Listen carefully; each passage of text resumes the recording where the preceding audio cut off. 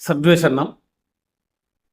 ഇന്നത്തെ വീഡിയോ എന്ന് പറഞ്ഞാൽ ഈ 2025 ജനുവരി 22 ബ്രഹ്മശ്രീ കരുണാകര ഗുരുവിൻ്റെ ജന്മഗൃഹമായ ചന്ദ്രൂർ ചിറ്റേക്കാട്ട് വീട്ടിൽ വെച്ച് രജിത ജൂബിലി ചോതി തീർത്ഥയാത്ര നടക്കുകയുണ്ടായി. അപ്പോൾ ആ തീർത്ഥയാത്രയായിട്ട് ബന്ധപ്പെട്ടുള്ള ആഘോഷ പരിപാടിയിൽ ഇന്നത്തെ ശാന്തിഗിരി ആശ്രമത്തിൻ്റെ ജനറൽ സെക്രട്ടറി എന്നറിയപ്പെടുന്ന ഗുരുരത്നജ്ഞാന തപസ്വിയായ ഹരികുമാറിൻ്റെ ജ്യേഷ്ഠൻ അനിൽ ശരത്ത് നടത്തിയ ഒരു പ്രഭാഷണം, ഏകദേശം ഒരു 15 മിനിറ്റ് നീണ്ടുനിൽക്കുന്ന ആ പ്രഭാഷണത്തിൽ അദ്ദേഹം പല കാര്യങ്ങളും പല കള്ളങ്ങളും സത്യമാക്കി തീർക്കാനുള്ള ഒരു വ്യഗ്രത കാണിക്കുകയുണ്ടായി. അതിൻ്റെ വിശദവിവരങ്ങൾ ഞാൻ പറയുന്നതിലേക്ക് വേണ്ടിയാണ് ഈ വീഡിയോ ചെയ്യുന്നത്. കാരണം വെച്ചാൽ അദ്ദേഹം പറഞ്ഞിരിക്കുന്ന ഒരുപാട് കള്ളങ്ങളും കുറച്ച് സത്യങ്ങളും ഉണ്ട്. സത്യങ്ങളെ കൂട്ടിപ്പിടിച്ചുകൊണ്ട് ഒരുപാട് കള്ളങ്ങൾ കുത്തി നിറച്ചുകൊണ്ട് പറയുന്നൊരു പ്രഭാഷണമാണ്. ഗുരുവിൻ്റെ കുടുംബത്തിന് പുണ്യമില്ല, ഈ ഒളിയമ്പുകൾ പോലെയാണ് ആ വാക്കുകൾ എനിക്ക് കേൾക്കാൻ പറ്റിയത്, എനിക്ക് മനസ്സിലാക്കാൻ പറ്റിയത്. അപ്പോൾ അത് കണ്ടതിന് ശേഷം എന്ന് പറഞ്ഞാൽ എനിക്കതിനെ കുറിച്ചൊന്ന് സംസാരിക്കണമെന്ന് തോന്നി. അപ്പോൾ അദ്ദേഹത്തിൻ്റെ ആ വീഡിയോയിലെ പോയിന്റ്സുകൾ, അദ്ദേഹത്തിൻ്റെ പ്രഭാഷണത്തിലെ പോയിന്റ്സുകൾ എടുത്തുകൊണ്ട് തന്നെ നമുക്ക് സംസാരിക്കാം. അപ്പോൾ അദ്ദേഹത്തിൻ്റെ ആദ്യം ആ വീഡിയോ നമുക്ക് കാണാം. കണ്ടിട്ട് അത് ഞാൻ ഒരു 15 പീസായിട്ട് മാറ്റിയിട്ടുണ്ട്. അപ്പോൾ അതിൻ്റെ ഓരോ കാര്യങ്ങളും ഓരോ പോയിന്റ്സ്, പറയാൻ പറ്റുന്ന കാര്യങ്ങളുടെ പോയിന്റ്സുകൾ ഞാനിവിടെ പറയാനാണ് ഉദ്ദേശിക്കുന്നത്. അപ്പോൾ നമുക്ക് വീഡിയോ കാണാം. സമ്മേളനത്തിന് മുഖ്യപ്രഭാഷണത്തിനായി Shri Anil Cherthali, associate editor, communication, Santhigiri Ashram ക്ഷണിക്കുന്നു.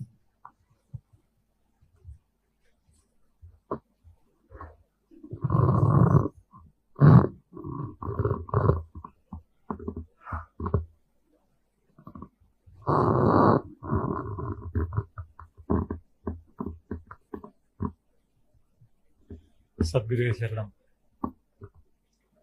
നമ്മുടെ എല്ലാമായ ഗുരുവിനെ പ്രാർത്ഥിച്ചുകൊണ്ട് ആ തൃപ്പാദപത്മങ്ങളിൽ സമസ്തവും സമർപ്പിച്ചുകൊണ്ട് അഭിവന്ദ്യ ശിഷ്യപൂജിതയെ നമസ്കരിച്ചുകൊണ്ട് സർവാദരണീയ സ്വാമി ചൈതന്യജ്ഞാന തപസ്വി, സർവാദരണീയ വിജയാജ്ഞാന തപസ്വിനി, പൂജാജ്ഞാന തപസ്വിനി, ആദരണീയരും സമാദരണീയരുമായ സന്യാസിനിമാരെ, പ്രിയമുള്ള ആത്മമിത്രങ്ങളെ,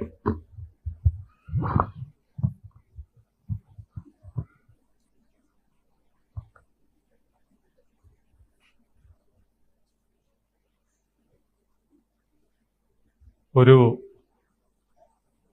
35 വർഷത്തിനു മുമ്പ് ഈ മണ്ണിൽ നിന്നുകൊണ്ട് സംസാരിക്കാൻ എനിക്കൊരു മടിയില്ലായിരുന്നു. മണിക്കൂറുകളോളം ഇപ്പൊ മുഖ്യപ്രഭാഷണം എന്ന് പറഞ്ഞ് വിളിച്ചുകൊണ്ട് ഞാൻ പറയുകയാണ്, മണിക്കൂറുകളോളം ഗുരു ആ തിരുസവിധത്തിലിരിക്കുമ്പോൾ 1-2 മണിക്കൂറുകൾ നമ്മളിവിടെ പ്രഭാഷണം നടത്തി ആഘോഷിച്ചിട്ടുണ്ട്. പക്ഷെ ഇപ്പോ ഭയമാണ്.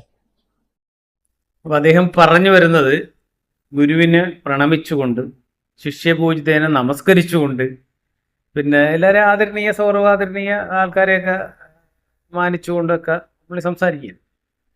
അപ്പോൾ അത് കഴിഞ്ഞിട്ട് അദ്ദേഹം പറയുന്നൊരു വാക്കെന്ന് പറഞ്ഞാൽ, ഇപ്പം മുഖ്യ പ്രഭാഷണത്തിനും പറഞ്ഞ് വിളിച്ചത് കൊണ്ട് പറയുകയാണ്, ഗുരു ആ തിരുസവിധത്തിൽ, തിരുസവിധം എന്ന് പറഞ്ഞാൽ ആ ചൂണ്ടിക്കാണിക്കുന്നത് ഗുരുവിൻ്റെ ജന്മഗൃഹത്തിലേക്കാണ്. ആ തിരുസവിധം ഇപ്പം പൊളിക്കാൻ നടക്കുന്ന ആൾക്കാരാണ്. ഈ തിരുസവിധം പൊളിക്കാൻ മുൻപന്തി നിൽക്കുന്ന ആൾക്കാരാണ്. പർണശാല പൊളിച്ച പോലെ ഗുരുവിൻ്റെ പ്രാണനും ജീവനും ജീവിതവുമായ പർണശാല പൊളിച്ചതുപോലെ അടുത്തത് ലക്ഷ്യം വിട്ടേക്കുന്ന 100 കോടിയുടെ പ്രോജക്റ്റ് ഇട്ടേക്കുന്ന ഗുരുവിൻ്റെ ജന്മഗൃഹം പൊളിച്ചിട്ട് പിരിവ് നടത്താൻ വേണ്ടിയാണ്.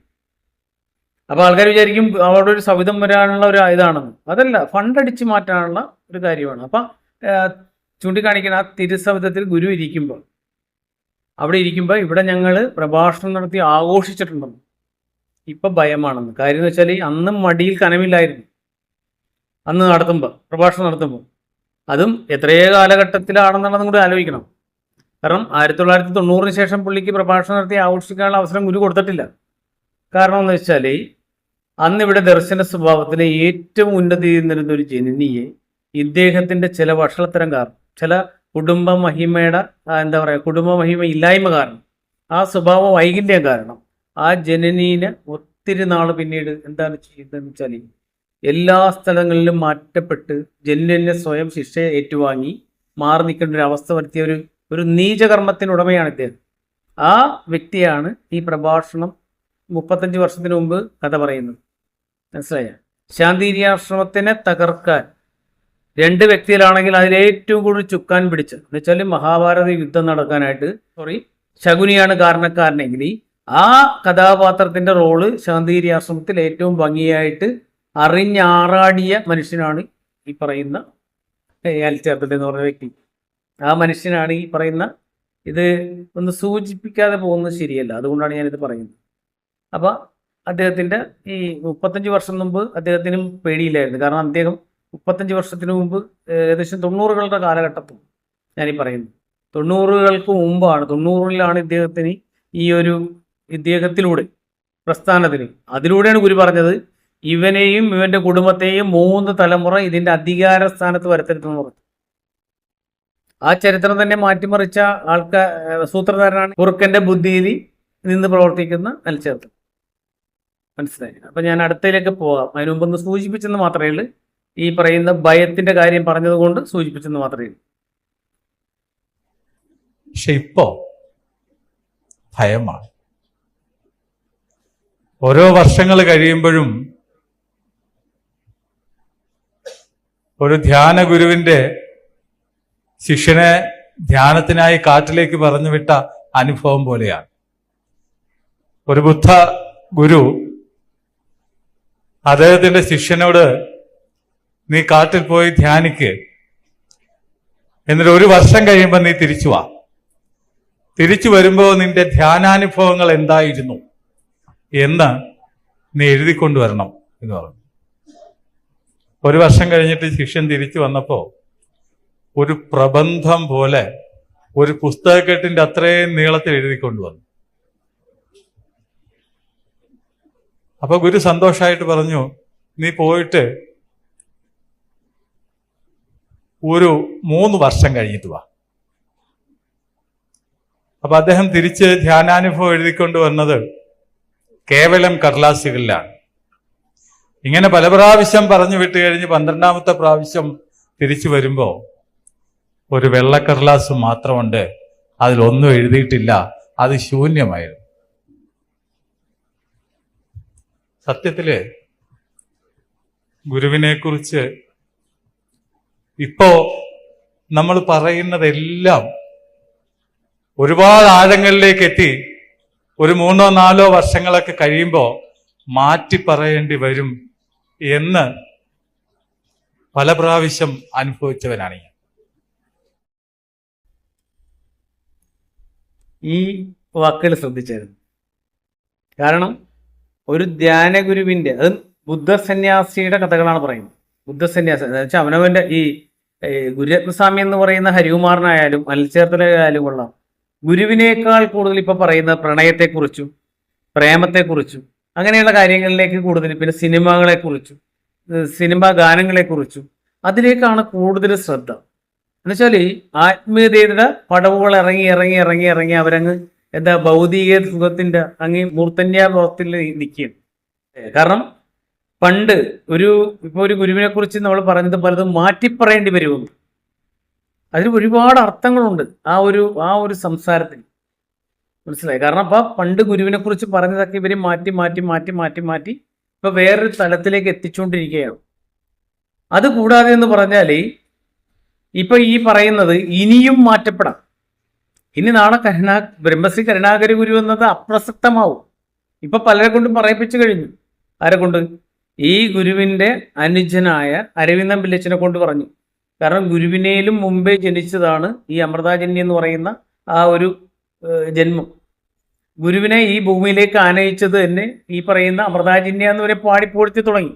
അതിനനുസരിച്ച് ഇപ്പൊ ഇവിടെ ഒരു കോലം തുള്ളാനായിട്ടെന്ന് പറഞ്ഞാൽ ഇവിടുത്തെ പ്രസിഡന്റ് എന്ന് പറയുന്ന ഈ ചൈതന്യ സ്വാമി എന്ന് പറയുന്ന പുഷ്കരൻ അദ്ദേഹത്തിനെയൊക്കെ ട്രാപ്പിലാക്കി ഇപ്പൊ എന്ന് പറഞ്ഞാൽ ഇവര് പറയുന്ന ഒരു ഒരു കാര്യത്തിനൊത്ത് തുള്ളാനുള്ള വെറും ഉപകരണമാക്കി മാറ്റിയേക്കും. ഇപ്പൊ ഇവരായിട്ട് ഡിപ്പെൻഡ് ഈ അനിൽചേർത്തലയും അമൃതാചാര്യനെയും ഗുരുരത്നസ്വാമിയായിട്ട് ഡിപ്പെൻഡ് ചെയ്ത് നിന്നാൽ മാത്രമേ ഇവിടെ ഒരു സ്ഥാനമാനങ്ങളോ അധികാരങ്ങളോ എല്ലാം കിട്ടുമെന്നുള്ള രീതിയിലേക്ക് വന്നപ്പോൾ അവരുടെ പാദസേവ ചെയ്ത് വെള്ളം കുടിക്കാൻ തയ്യാറായ മനുഷ്യജന്മങ്ങളായി മാറിക്കഴിഞ്ഞു. അപ്പൊ അതിന്റെ ഭാഗമായിട്ട് ഇദ്ദേഹം പറയാണ് ഇനിയും നാളെ മാറ്റപ്പെടും. ഒരു ഗുരുവിനെ കുറിച്ച് അറിഞ്ഞ് ആഴങ്ങളിൽ പഠിച്ച് മനസ്സിലാക്കി പോകുന്നതിന് പകരം റിവേഴ്സ് പോയിട്ട് ഗുരുവിനെ തന്നെ അപ്രസക്തമാക്കുന്ന രീതിയിലുള്ള പ്രവർത്തനങ്ങളാണ് ഇവർ കാഴ്ചവെച്ചിരിക്കുന്നത്. പക്ഷേ ഗുരുവിനെ വിട്ടു കഴിഞ്ഞാൽ ഗുരുവിനെ വിടാൻ പറ്റത്തില്ല. അല്ലെങ്കിൽ എപ്പോഴും ഇവർ ഗുരുവിനെ വിട്ടാനേ. കാരണം വെച്ചാൽ ഗുരുവിനെ വിട്ട പണം വരില്ല. ഗുരുവിൻ്റെ പേരും ത്യാഗവും ഇതെല്ലാം പറഞ്ഞിട്ട് വേണം പൈസ ആൾക്കാരെ നിന്ന് എന്താ പറയുക വസൂലാക്കാൻ വേണ്ടി. ആൾക്കാരെ പറ്റിച്ച് ചതിച്ച് വഞ്ചിച്ച് പൈസ ഗുരുവിൻ്റെ പേരിൽ എന്ത് ചെയ്താലും പണം വാരുക എന്നുള്ള ഒരു രീതിയിലേക്കാണ് ഇവർ പോയിക്കൊണ്ടിരിക്കുന്നത്. അപ്പോൾ അദ്ദേഹം പറഞ്ഞതിൽ തെറ്റൊന്നുമില്ല. കാരണം വെച്ചാൽ ഇപ്പോൾ നാളെ ഈ ബ്രഹ്മശ്രീ കരുണാകര ഗുരു ജനിച്ചിട്ടില്ല, അമൃതാചാര്യനായിരുന്നു ഗുരുവിൻ്റെ വേറൊരു രൂപത്തിൽ വന്നെന്ന് മാത്രമേ ഉള്ളൂ എന്നൊക്കെ പറഞ്ഞ് വിശ്വസിപ്പിക്കാനായിട്ട് ഇദ്ദേഹത്തിൻ്റെയൊക്കെ കഴിവെന്ന് പറഞ്ഞാൽ ഒക്കെ കേമാണ്. കാരണം അതിന് ഏറാമൂളികളായിട്ട് കുറേ ആൾക്കാരുണ്ട്. ഗുരുവിനെ കണ്ട് ഗുരുവിനെ കാര്യങ്ങൾ സംസാരിച്ച് ഗുരുവിനോടെല്ലാം ഗുരുവിൻ്റെ എല്ലാ ഔദാര്യവും പറ്റി എന്നുവെച്ചാൽ അസുഖം വന്ന് മാറി ഗുരു കൊടുത്ത ആ ഒരു അല്ലെങ്കിൽ നിർദ്ദേശിച്ച ഹോസ്പിറ്റലിൽ പോയി അല്ലെ വൈദ്യനെ കണ്ട് അല്ലെ ഗുരു പ്രാർത്ഥിച്ചു കൊടുത്ത മരുന്നുകൾ സങ്കല്പിച്ചു കൊടുത്ത മരുന്നുകളെ കഴിച്ച അസുഖം മാറിയവരുണ്ട്. ഈ രവിരമണന്മാരൊക്കെ എന്ന് പറഞ്ഞാൽ എങ്ങനെ ഇത്ര അധപ്പതിച്ചു പോയെന്ന് ഞാൻ അറിയും. കാരണം ഒരുപാട് സംഘടനകൾ പോഷക സംഘടനകൾ ഉണ്ടാക്കിയിട്ട് അതിലൊക്കെ സ്ഥാനമാനങ്ങൾ കൊടുത്തിരിക്കുകയാണ്. ഇവരൊക്കെ എന്ന് പറഞ്ഞാൽ സ്ഥാനമാനങ്ങൾക്ക് വേണ്ടി മാത്രമാണ് ആശ്രമത്തിന്റെ വിശ്വാസ്യത എന്ന് നമുക്ക് തോന്നിപ്പിക്കും വിധം അല്ലെങ്കിൽ നാണിപ്പിക്കും വിധമാണ് ഇവരുടെയൊക്കെ പ്രവർത്തനം. അപ്പൊ അടുത്തത് നമുക്കൊന്ന് കേൾക്കാം. കാരണം ഗുരുവിനെ ഇനി നാളെ മാറ്റി പറയുമെന്നാണ് പറഞ്ഞിരിക്കുന്നത്. അത് എത്രത്തോളമാണെന്നുള്ളത് മനസ്സിലാക്കും. ആദ്യം 89 ഗുരുവിന്റെ ജീവിത ചരിത്രം ആരും ഒരടുക്കോടുകൂടി എഴുതിയിരുന്നില്ല. അപ്പൊ ഞാൻ ചെന്നിട്ട് ഗുരുവിനോട് ചോദിച്ചു, ഗുരുവേ ജീവചരിത്രം ഒന്ന് എഴുതട്ടെ. അപ്പൊ ഗുരു ഇങ്ങനെ ചിരിച്ചിട്ട് പറഞ്ഞടാ, ഒരു 1000 ജന്മമെങ്കിലും കണ്ട ഒരാൾക്ക് ഒരു മഹാഗുരുവിന്റെ ജീവചരിത്രം എഴുതാൻ പറ്റുള്ളൂ. 1000 ജന്മാന്തരങ്ങളെങ്കിലും കണ്ട ഒരാൾക്ക് മാത്രമേ ഒരു മഹാഗുരുവിന്റെ ജീവചരിത്രം എഴുതാൻ പറ്റുള്ളൂ എന്ന് പറഞ്ഞ് ഗുരു എന്നോട് സഹതാപത്തോടു കൂടി ഒന്ന് നോക്കി. ഇപ്പൊ പറഞ്ഞു കേട്ടില്ലേ, ഗുരുവിന്റെ ജീവചരിത്രം 1989 എഴുതട്ടെ എന്ന് ചോദിച്ചു ഈ മഹാൻ. അപ്പൊ ഗുരുവിന് മനസ്സിലായി, ഈ ഗുരുവെന്ന് വെച്ചാൽ ത്രികാലജ്ഞാനിയായ ഗുരുവിന് അറിയാലോ ഈ മഹാന്റെ മനസ്സിലിരിപ്പ് എന്താണെന്ന്. ഗുരുവിന്റെ ജീവചരിത്രം എഴുതി അതിലൂടെ പേരെടുക്കുക എന്നുള്ളതാണ് ഇദ്ദേഹം കണ്ട മാർഗം. ഗുരു അപ്പം എന്താ പറഞ്ഞ 1000 ജന്മങ്ങളെങ്കിലും കഴിഞ്ഞ ഒരാൾക്ക് മാത്രമേ ഈ ഗുരുവിന്റെ ജീവചരിത്രം എഴുതാൻ കഴിയുള്ളൂ എന്ന് പറഞ്ഞ് സഹതാപം തോന്നി ഈ പുള്ളിനായിട്ട്. എന്നിട്ട് ഈ പുള്ള അനിയൻ എന്താ ചെയ്തത്? ഈ പറയുന്ന അനിൽചേർത്തല അനിയനാണ് ഗുരുവിന്റെ ജീവചരിത്രം എന്നും പറഞ്ഞ് ഈ കഴിഞ്ഞ 2016 പുറത്തിറക്കിയത് ലിംഗാർ ബുക്ക് അവാർഡിന് വേണ്ടി. മനസ്സിലായിട്ട് 40 രൂപ വിലയിട്ട് കേരള ഭാഷാ ഇൻസ്റ്റിറ്റ്യൂട്ടിനെ കൊണ്ട് കുറെ കള്ളങ്ങൾ പറഞ്ഞുകൊണ്ടാണ് അതിലെഴുതിയത്. അത് എഴുതിയത് വേറെ ആൾ കൊണ്ട് എഴുതിച്ചാണ്. അത് ഇദ്ദേഹം എഴുതിയെന്നുള്ള പേരും വെച്ചിട്ട് ആ നെല്ലിക്കാട്ട് ഉള്ള ഫൽഗുണൻ ചേട്ടൻ അദ്ദേഹം എഴുതിയ ജീവചരിത്രത്തെ ഈ പറയുന്ന അനിൽചേർത്തല വികലമാക്കി. അതിനെന്ന് വെച്ചാൽ അതിൽ കുറേ എഡിറ്റിങ്ങൾ വരുത്തിയിട്ട് അനിയന് വേണ്ടി എഴുതി കൊടുത്തു. കുറേ അവസാന നിമിഷം കുറേ കള്ളങ്ങൾ അമൃതാചാര്യയെ പ്രൊമോട്ട് ചെയ്യുന്ന കുറേ കള്ളങ്ങൾ കൂടി ചേർത്തിട്ടാണ് ഈ ജീവചരിത്രം എഴുതിയത്. ഗുരു പറഞ്ഞ വാക്കിനെ എവിടെ വെച്ചുകൊണ്ടാണ് ഇവർ അത് പ്രവർത്തിച്ചത്. എന്നിട്ട് 89 90-ലായപ്പോഴാണ് ഇദ്ദേഹം ഇവിടുത്തെ ഒരു ജന്നിന് മോശമായിട്ടുള്ള രീതിയിൽ ചില കാര്യങ്ങൾ ഇദ്ദേഹം കാണിച്ചു. അതിൻ്റെ പരിണിത ഫലം ആ ജന്നിനെ അനുഭവിക്കേണ്ടി വന്നു. ഗുരുവിൻ്റെ ഓരോ കാര്യങ്ങൾ എഴുതാൻ വേണ്ടി ഇദ്ദേഹം ചെന്ന് ആ ജന്നിയുടെ പുറകെ നടക്കുമായിരുന്നു. പുറകെ നടന്ന് ആ ജന്നീനെ ചീത്തപ്പേര് കേൾപ്പിക്കുന്ന തലത്തിലേക്ക് ഈ മഹാന്റെ ഭാഗത്തുനിന്ന് ഒരുപാട് തെറ്റുകളുണ്ട്. അങ്ങനെ ഈ മഹാന ഇവിടെ എല്ലാവരും കൂടി പിടിച്ച് ഈ ആശ്രമാന്തേവാസികൾ ഗുരുവിൻ്റെ അടുത്ത് കൊണ്ടുവന്ന് അവസാനം ചർച്ച ചെയ്ത് ഒരുപാട് മീറ്റിംഗ് നടത്തി പുറത്താക്കി. കുടുംബപരമായിട്ട്. ഇനി 3 തലമുറ ഇവിടെ ഇദ്ദേഹത്തിന് വേണ്ടാന്ന് പറഞ്ഞു, ഇദ്ദേഹത്തെയും കുടുംബത്തെയും. അന്ന് പകയായിട്ട് ഇറങ്ങിയാണ് ഇദ്ദേഹം. ആ അദ്ദേഹമാണ് ഇപ്പൊ പ്രഭാഷണം നടത്തുമ്പോൾ ഗുരുവിനെ കുറിച്ച് മാറ്റി പറയും. ശരിയാണ്, അന്ന് പക സൂക്ഷിച്ച് വളരെ നാള് അവിടെ അലഞ്ഞു തിരിഞ്ഞു, ഒരുപാട് നാള് ചന്ദ്രൂരി വന്ന് അലഞ്ഞു തിരിഞ്ഞിട്ടുണ്ട്. എന്നുവെച്ചാൽ 1000 പേരുടെ വേല ചെയ്യാനാണ് പറഞ്ഞത്. നിന്റെ ഗുരു എന്ന് പറഞ്ഞതെന്ന് വെച്ചാൽ നീ ചെയ്ത പാപത്തിന്റെ കർമ്മം മാറണമെങ്കിൽ 1000 പേരുടെ വേല നീ ചെയ്യണമെന്നോ, നിന്റെ വിയർപ്പ് ഈ ഭൂമിയിൽ വീഴണമെന്നോ. പക്ഷെ ഒരുപാട് ആൾക്കാരുടെ വിയർപ്പ് വീഴ്ത്തിയല്ലാതെ ഈ മനുഷ്യൻ ദേഹം അനങ്ങി ഒരിടത്തും പണിയെടുത്തിട്ടില്ല. പ്രസ്ഥാനത്തിന് വേണ്ടിയായാലും കൊള്ളാം, സ്വന്തം വീടിന് വേണ്ടിയായാലും കൊള്ളാം. പക്ഷെ ഇന്ന് ആഡംബര ജീവിതമാണ്. ബുദ്ധി കൊണ്ട് കളിക്കുക എന്നുള്ളതാണ് ഇദ്ദേഹത്തിന്റെ ഒരു സവിശേഷത. ആ ബുദ്ധിയുടെ പരിണത ഫലമാണ് ഒരു മഹാ ആചാര്യൻ ഉണ്ടാക്കിയ, അല്ലെങ്കിൽ പിന്നെ കഠിന പ്രയത്നം, ത്യാഗപ്പെട്ട് കഷ്ടപ്പെട്ട് സൃഷ്ടിച്ച ശാന്തിഗിരി ആശ്രമം, അല്ലെങ്കിൽ രൂപപ്പെടുത്തിയെടുത്ത ആ ആശ്രമത്തിനെ അവനവന്റെ സ്വാർത്ഥ താല്പര്യത്തിന് വേണ്ടി വൈരാഗ്യ ബുദ്ധിയോടെയും അല്ലാതെയും അന്ന് കൂടി എല്ലാവരെയും ഇദ്ദേഹം നശിപ്പിച്ചു കളഞ്ഞു. ഇദ്ദേഹത്തിന്റെ അനിയനെ ഉപയോഗിച്ചു. ഗുരുവിന്റെ ദേഹവിയോഗ ശേഷം അനിയനെ കൊണ്ടുവന്ന് അന്ന് ആ മീറ്റിംഗ് കൂടി എല്ലാവരും ഈ പ്രസ്ഥാനത്തിൽ തന്നെ ഇല്ലാത്ത രീതിയിൽ ആ കുടുംബം ചിതലീകരിച്ചു കളഞ്ഞു. അപൂർവം കുറച്ച് ആൾക്കാരെ അവരുടെ എന്തോ ഒരു ഭാഗ്യം കൊണ്ട് ഇന്ന് പ്രസ്ഥാനത്തിൽ പിടിച്ചു നിൽക്കും. ഇപ്പൊ അടുത്ത കേൾക്കുക. അപ്പൊ 1000 ജന്മം കണ്ട ഒരാൾക്ക് മാത്രമേ ഗുരുവിന്റെ ജീവചരിത്രം ഇറക്കാൻ പറ്റുള്ളൂ എന്ന് പറഞ്ഞിട്ട് സ്വന്തം അനിയനെ കൊണ്ട് ഒരു എന്താ ഗുണവും മണമില്ലാത്ത, സന്യാസം എന്ന് പറയാൻ പാടില്ലാത്ത ആ ഒരു ആളെ കൊണ്ടാണ് ഗുരുവിന്റെ ജീവചരിത്രം ഇറങ്ങി പ്രസിദ്ധീകരിപ്പിച്ച് ലിംഗ ബുക്ക് അവാർഡ് കിട്ടാൻ വേണ്ടി. ഭരത് അവാർഡ് കിട്ടുന്നതിനൊക്കെ മുന്നോടിയായിട്ടാണ് ലിംഗ ബുക്ക് അവാർഡ്. ഭരത് അവാർഡിന് വേണ്ടി ഒരുപാട് ശ്രമിച്ച് ഈ ഗുരുരത്നസ്വാമി എന്ന് പറഞ്ഞാൽ എനിക്ക് ഒത്തിരി അറിയാവുന്നതാണ്. എത്രയോ പേരെ അദ്ദേഹം അതിനുവേണ്ടി ഒത്തിരി പൈസയും മുടക്കി, ഒരുപാട് പേരെ കണ്ടു, നടന്നില്ല. അപ്പോഴാണ് ഈ പറയുന്ന നരേന്ദ്രമോദി സർക്കാർ വന്നത് അത് ഭയങ്കര സ്ട്രിക്റ്റ് ആക്കി കളഞ്ഞു. അർഹതയുള്ളവർക്ക് മാത്രം കിട്ടുന്ന രീതിയിലേക്ക് ആക്കി മാറ്റി. അപ്പൊ ഇദ്ദേഹം പറയുന്നത്, എന്നിട്ട് എന്താ പറയുക, ഗുരുവിന് സഹതാപം തോന്നി. ശരിയാണ്, സഹതാപം തോന്നി. കാരണം പ്രസ്ഥാനം നശിപ്പിക്കാൻ വന്ന ഒരുത്തനാണ് പറയുന്നത് ഗുരുവിന്റെ ജീവചരിത്രം. ഗുരുവിന്റെ ജീവചരിത്രം എന്ന് പറഞ്ഞാൽ പോകുമുള്ളൂ എന്ന് പറയുന്ന ബുക്ക് അതിനേക്കാളും ഒത്തിരി മുമ്പേ തന്നെ ഗുരു എഴുതിച്ചിട്ടുള്ളതാണ്. അതിൽ ഗുരുവിന്റെ അവസാന സമയം മാത്രമാണ് ഇല്ലാതിരുന്നത്. അത് ഇവരെന്ത് ചെയ്ത് ആ പൂമുള്ളു ഉണ്ടായത് കൊണ്ടാണ് കുറച്ചെങ്കിലും ആ പറയുന്ന ഗുരുവിന്റെ ജീവചരിത്രം എന്ന് പറയുന്നതിൽ കുറച്ചെങ്കിലും കാര്യങ്ങൾ ഉണ്ടായത്. അതിൽ ഒരുപാട് കാര്യങ്ങൾ വെട്ടിത്തിരുത്താൻ പറ്റിയത് വെട്ടിത്തിരുത്തിയിട്ടുണ്ട്. അപ്പൊ അടുത്ത് നമുക്കൊന്ന് കേൾക്കാം. എന്നിട്ട് പറഞ്ഞു, നീ ഒരു കാര്യം ചെയ്യും, നമുക്കിവിടെ ആരെ കൊണ്ടെങ്കിലും പറയിപ്പിക്കാം, നീ ഒരു കഥാപ്രസംഗം രൂപത്തിലൊന്ന് എഴുതും. അങ്ങനെയാണ് നമ്മുടെ ചോരി നക്ഷത്രം കഥാപ്രസംഗ രൂപത്തിൽ എഴുതി.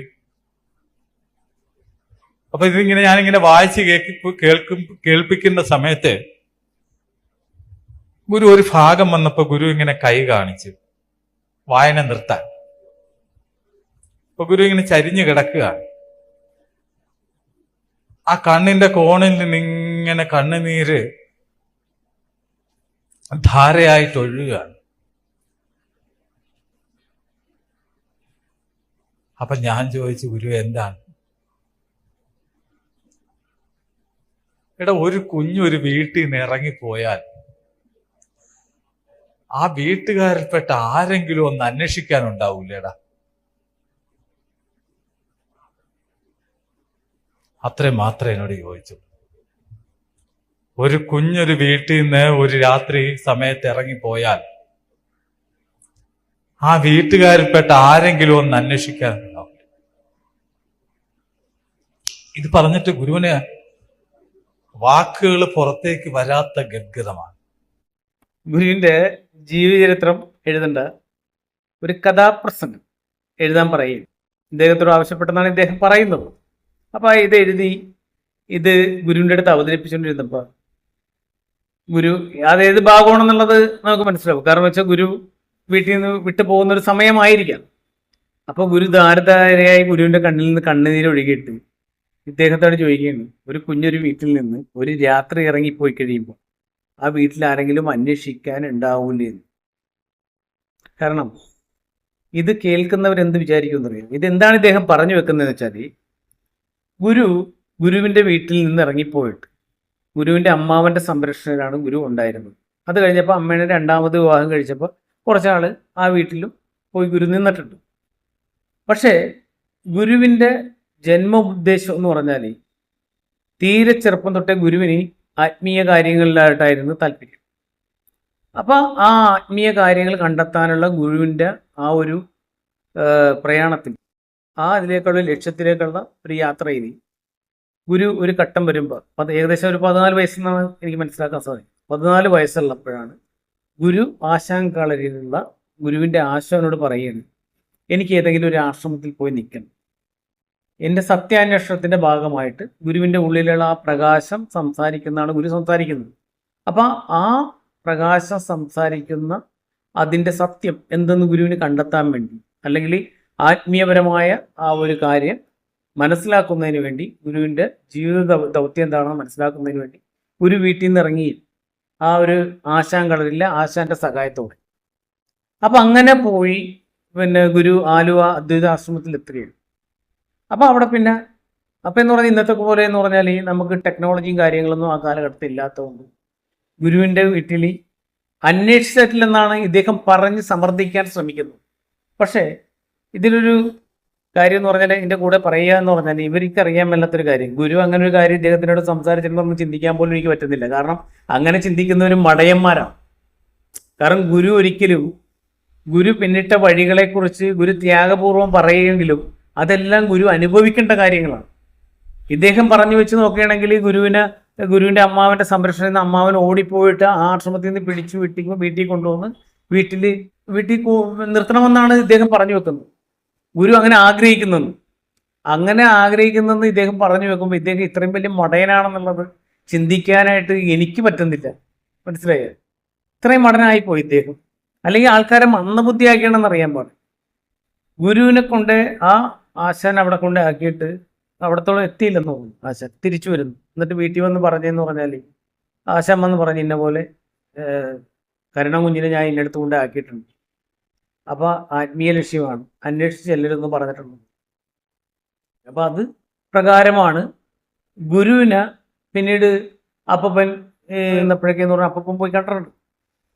കാരണം ഒരു ലക്ഷ്യത്തിലേക്ക് വേണ്ടി ഒരാൾ പോകുമ്പോൾ, ഇന്നാണേലും ശരി ആത്മീയ ഒരു സന്യാസ ജീവിതമോ ഒരു ആത്മീയ ലക്ഷ്യത്തിലേക്ക് പോകുമ്പോൾ നമുക്ക് വീട്ടിൽ തടഞ്ഞു നിർത്തുന്നതിന് പരിമിതിയുണ്ട്. അപ്പം ആ പരിമിതി വെച്ച് അന്നും തടയാൻ പറ്റിയില്ല. അന്വേഷിച്ചില്ലെന്ന് പറയാനായിട്ട് ഇദ്ദേഹത്തിന് അറിയില്ല. ഇദ്ദേഹം ഇപ്പോൾ ഗുരുവിനായിട്ട് ചോദിക്കാൻ പറ്റാത്തതുകൊണ്ട് ഒട്ടനവധി കള്ളങ്ങൾ, ഇദ്ദേഹത്തിൻ്റെ ഒരുപാട് കള്ളങ്ങൾ, ഒരു കള്ളം ഞാൻ പറഞ്ഞുതരാം. ഇദ്ദേഹം സ്ത്രീജനങ്ങളാടി എന്ന് സോപ്പിടുന്നതെന്ന് വെച്ചാൽ ഒരാളെ കണ്ടു കഴിഞ്ഞാൽ ഒരു ആ പ്രായമുള്ള ഒരാളാണെങ്കിൽ ഇദ്ദേഹം ചെന്ന് അഭിസംബോധന ചെയ്ത് സംസാരിക്കുന്നത്, അമ്മേനെ ഞാൻ ഇന്നലെ ഒരു സ്വപ്നം കണ്ടു, ഒരു ദർശനം എന്നുള്ള രീതിയിലാണ് ഇദ്ദേഹം പറഞ്ഞു വെക്കുന്നത്. ഞാൻ ഒരു സ്വപ്നം കണ്ടു, കഴിഞ്ഞ ജന്മം ഞാൻ അമ്മയുടെ മകനായിട്ടാണ് ഞാൻ സ്വപ്നം കണ്ടത്, കഴിഞ്ഞ ജന്മം. അപ്പോൾ അതിന് കുറേ കാര്യങ്ങൾ ഇദ്ദേഹത്തിന് ഈ ആൾക്കാരെ വശീകരിക്കാനുള്ള ഒരു കഴിവുണ്ട്. അപ്പോൾ കുറേ കാര്യങ്ങൾ അതിന് ഈ സ്ത്രീ മനസ്സുകളുടെ ആ ഒരു സൈക്കോളജി ഏകദേശം പഠിച്ചിട്ടുണ്ടെന്ന് തോന്നുന്നു. ഇങ്ങനെയൊക്കെ ചെന്ന് കുറേ അമ്മയോട് പറഞ്ഞ് പിന്നെ ആ അമ്മക്ക് എപ്പോൾ കണ്ടാലും ഒരു മകനോടുള്ള വാത്സല്യമായിരിക്കും. ആ ആൾ എന്ത് പറഞ്ഞാലും എന്താ പറയുക, അതിന് ഒരു സ്നേഹത്തോടെ കാണുള്ളൂ. പിന്നെ അതുകൂടാതെ തന്നെ പ്രായം കുറഞ്ഞ സ്ത്രീകളെ കാണുമ്പോൾ കഴിഞ്ഞ ജന്മം എൻ്റെ ഭാര്യയായിരുന്നു, കഴിഞ്ഞ ജന്മം സഹോദരിയായിരുന്നു, അത് ഓരോരുത്തർ റേഞ്ച് അനുസരിച്ച് ഇദ്ദേഹം പറയും. മനസ്സിലായി? അപ്പോൾ അതുകൊണ്ട് ഒട്ടനവധി കുടുംബങ്ങളിൽ പ്രശ്നങ്ങൾ ഉണ്ടായിട്ടുണ്ട്. ഇദ്ദേഹത്തിന് ഇങ്ങനെ പറഞ്ഞു വെക്കുമ്പോൾ എന്ന് പറഞ്ഞാൽ അവർക്ക് ഇദ്ദേഹത്തിനോടൊരു ആരോടാണോ പറയുന്നത് അവർക്ക് ഇദ്ദേഹത്തിനോടൊരു അറ്റാച്ച്മെന്റ് ഉണ്ടാവും. ആ അറ്റാച്ച്മെന്റ് ഇദ്ദേഹം അത് വേണ്ട രീതിയിൽ മുതലെടുക്കുകയും ചെയ്യും. അപ്പം ഇദ്ദേഹത്തെ ഗുരു അന്നേ 89 ഗുരു പറഞ്ഞെന്താണ്, സഹതാപം തോന്നി എന്തുകൊണ്ടാണ് ആ ആളാട് ഗുരു കരഞ്ഞു കാണിച്ചെന്നാ പറയുന്നു. 90 ഈ ഗുരുവിന്റെ പ്രസ്ഥാനത്തെ നശിപ്പിക്കുന്ന രീതിയിലുള്ള ഒരു കർമ്മം ചെയ്ത വ്യക്തിയോടാണ് ഗുരു ഈ കാര്യം പറയുന്നതെന്നാ പറയുന്നത്. അപ്പൊ ഇദ്ദേഹത്തിന് ഇത് പറയുന്നതെന്ന് പറഞ്ഞാൽ ഞാനത് പറഞ്ഞുതരാം. ഗുരുവിന്റെ കുടുംബത്തിനോട് എല്ലാ വിശ്വാസ സമൂഹത്തിനും ഒരു വെറുപ്പുണ്ടാക്കാൻ ഇവർ നന്നേ ശ്രമിച്ചിട്ടുണ്ട് പണ്ട് മുതൽ. അത് പക്ഷെ രഹസ്യമായിട്ടായിരുന്നു, പരസ്യമായിട്ട് ഇവർക്ക് പറയാനൊരു ധൈര്യം ഉണ്ടായില്ല. പക്ഷെ ഇപ്പം എന്ന് പറഞ്ഞാൽ ഈ ജന്മഗൃഹം പൊളിച്ച് ഇവിടെ ഒരു സൗധം ഉണ്ടാക്കാൻ ആൾക്കാരിൽ നിന്ന് പിരിവെടുക്കാനുള്ള ഒരു അവസരം ഗുരു അത് പൊളിക്കരുതെന്ന് പറഞ്ഞ് ഗുരുമാങ്ങളിൽ നിന്ന് വാങ്ങിച്ചപ്പോൾ ഗുരു പറഞ്ഞിട്ടുണ്ടായിരുന്നു. അതും പ്രകാരം ചേർത്തല ബഹുമാനപ്പെട്ട ചേർത്തല മുനിസിപ്പൽ കോടതിയിൽ കേസ് നടക്കുകയാണ്. ആ കേസിനെ ആസ്പദമാക്കിയെന്ന് പറഞ്ഞ് ഇവരുടെ ആ ലക്ഷ്യത്തിലേക്ക് അതൊരു തടസ്സമായിട്ട് വരികയാണ്. അപ്പൊ വിശ്വാസ സമൂഹത്തിനെ കൊണ്ട് ഇപ്പം എന്ന് വെച്ചാൽ ആ കേസ് ഗുരുവിന്റെ കുടുംബാംഗങ്ങൾ തോറ്റുപോയിട്ട് എന്ന് വെച്ചാൽ പ്രാർത്ഥിപ്പിക്കണേ രഹസ്യമായിട്ട് പ്രാർത്ഥിപ്പിക്കുകയും സങ്കല്പം ചെയ്യുകയും ചെയ്യിക്കും. എന്ന് വെച്ചാൽ ഇവരുടെ ആ ലക്ഷ്യം നടക്കുന്നതിന് വേണ്ടി സാധാരണ പാവപ്പെട്ട വിശ്വാസികളെ ആ ഗുരുവിന്റെ ജന്മഗൃഹം പൊളിക്കുന്നതിന് വേണ്ടിയുള്ള പ്രാർത്ഥന ചെയ്യിപ്പിച്ചിട്ടുണ്ട്. അപ്പൊ സാധാരണക്കാർക്ക് അത് മനസ്സിലാകത്തില്ല. കാരണം വെച്ചാൽ ഈ ഒരുപാട് ആൾക്കാർ ഇപ്പൊ ചോദിക്കും, ഒരുപാട് നീചകർമ്മങ്ങൾ ചെയ്തിട്ട് ഇവരെന്തുകൊണ്ട് ഇപ്പോഴും പവർഫുൾ ആയിട്ട് നിൽക്കുന്നു, ഇവർക്കെതിരെ ഒരു കാര്യങ്ങളും വരാത്തത് എന്താണെന്ന് ചോദിക്കും. ഒരുപാട് ആൾക്കാർ ചോദിക്കുന്ന ഒരു ചോദ്യം. അതിന് ഏറ്റവും പ്രധാനം എന്താണെന്ന് അറിയുമോ? ഇപ്പം അത് കുറെ കുറഞ്ഞിട്ടുണ്ട്. ഞാൻ ഒരുപാട് ആൾക്കാരോട് അതിന് മറുപടി പറഞ്ഞു. കാരണം പണ്ട് ഗുരു പുഷ്പാഞ്ജലി എന്ന് പറഞ്ഞാണ് ഒരു റെസിപ്റ്റ് എഴുതുന്നത്. അതിനുശേഷം ആ കുടുംബത്തിലെ ഓരോ അംഗങ്ങളുടെ പേരിലായിരിക്കും പുഷ്പാഞ്ജലി എഴുതുന്നത്. പക്ഷെ ഇപ്പം അങ്ങനെയല്ല.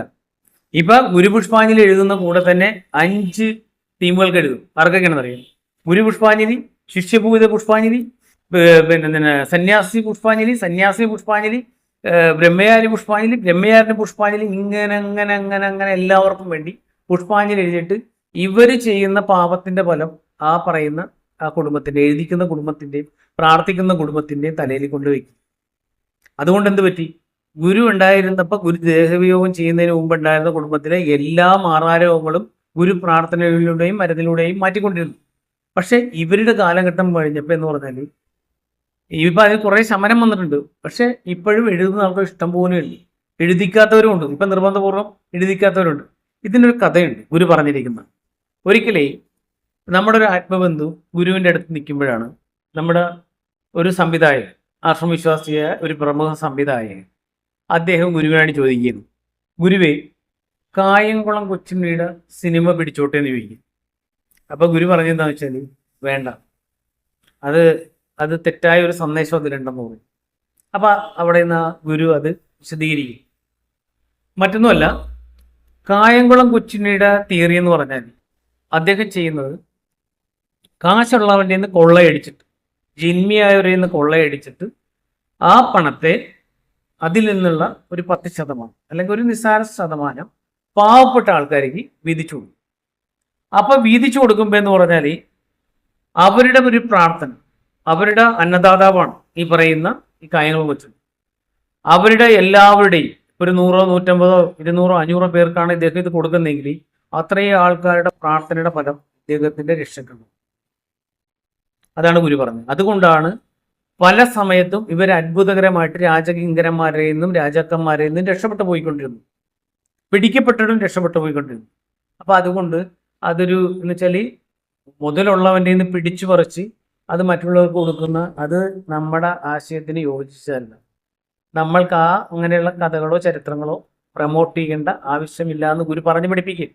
അപ്പൊ അതിൽ ഗുരു പറയുന്ന ഒരു കാര്യം എന്ന് പറഞ്ഞാൽ പ്രാർത്ഥന. നമ്മളിപ്പോൾ തെറ്റ് ചെയ്യുന്ന ഒരാൾക്ക് വേണ്ടി പ്രാർത്ഥിച്ചു കഴിഞ്ഞാൽ ആ ചെയ്യുന്ന ആളുടെ തെറ്റ്, അയാളുടെ രക്ഷയ്ക്ക് വേണ്ടി നമ്മുടെ പ്രാർത്ഥന, നമ്മൾ അദ്ദേഹത്തിൻ്റെ ഇപ്പോൾ ഒരു ഉദാഹരണം പറഞ്ഞുതരാം. ഗുരു പറഞ്ഞു വെച്ചാൽ ഭിക്ഷ, പിച്ച, ഇത് രണ്ടാണെന്നാണ് ഗുരു പറഞ്ഞത്. ഭിക്ഷുക്കളെന്ന് പറഞ്ഞാൽ ഈ എന്താ പറയുക, അവർ സമ്പാദിക്കാൻ വേണ്ടിയല്ല, അവർ കാണുന്നിടത്ത് പോയി കിട്ടുന്നത് കഴിച്ച് കാണുന്നിടത്ത് കിടന്ന് ഉറങ്ങി അങ്ങനെ ജീവിക്കുന്ന ഭിക്ഷുക്കളുണ്ട്, അവധൂത വൃത്തി പോലും.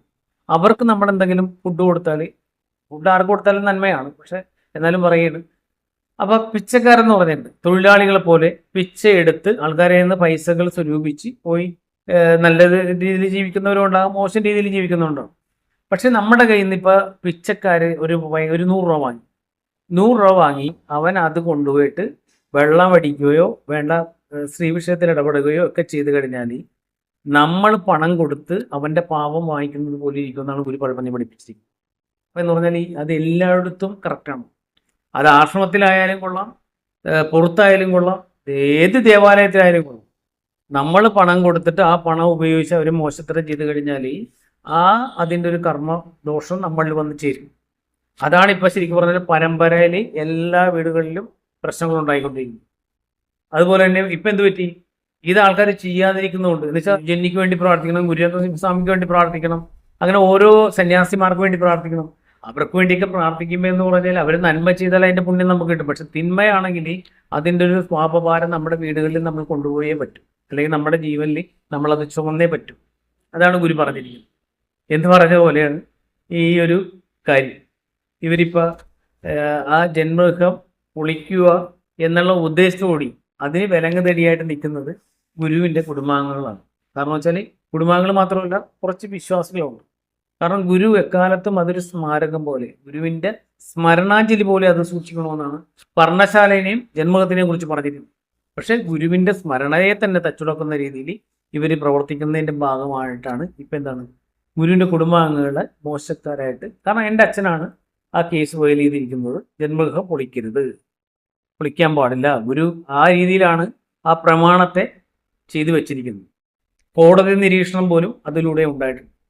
അപ്പം എന്ന് വെച്ചാൽ അത് കോടതിയിൽ ഇരിക്കുന്നതുകൊണ്ട് ഞാൻ അതിനെക്കുറിച്ച് കൂടുതൽ പറയുന്നില്ല. പക്ഷേ ഇവരുടെ ഉദ്ദേശം ജന്മഗൃഹം പൊളിക്കുക എന്നുള്ളതാണ്. അതൊരിക്കലും എന്തിനു വേണ്ടി?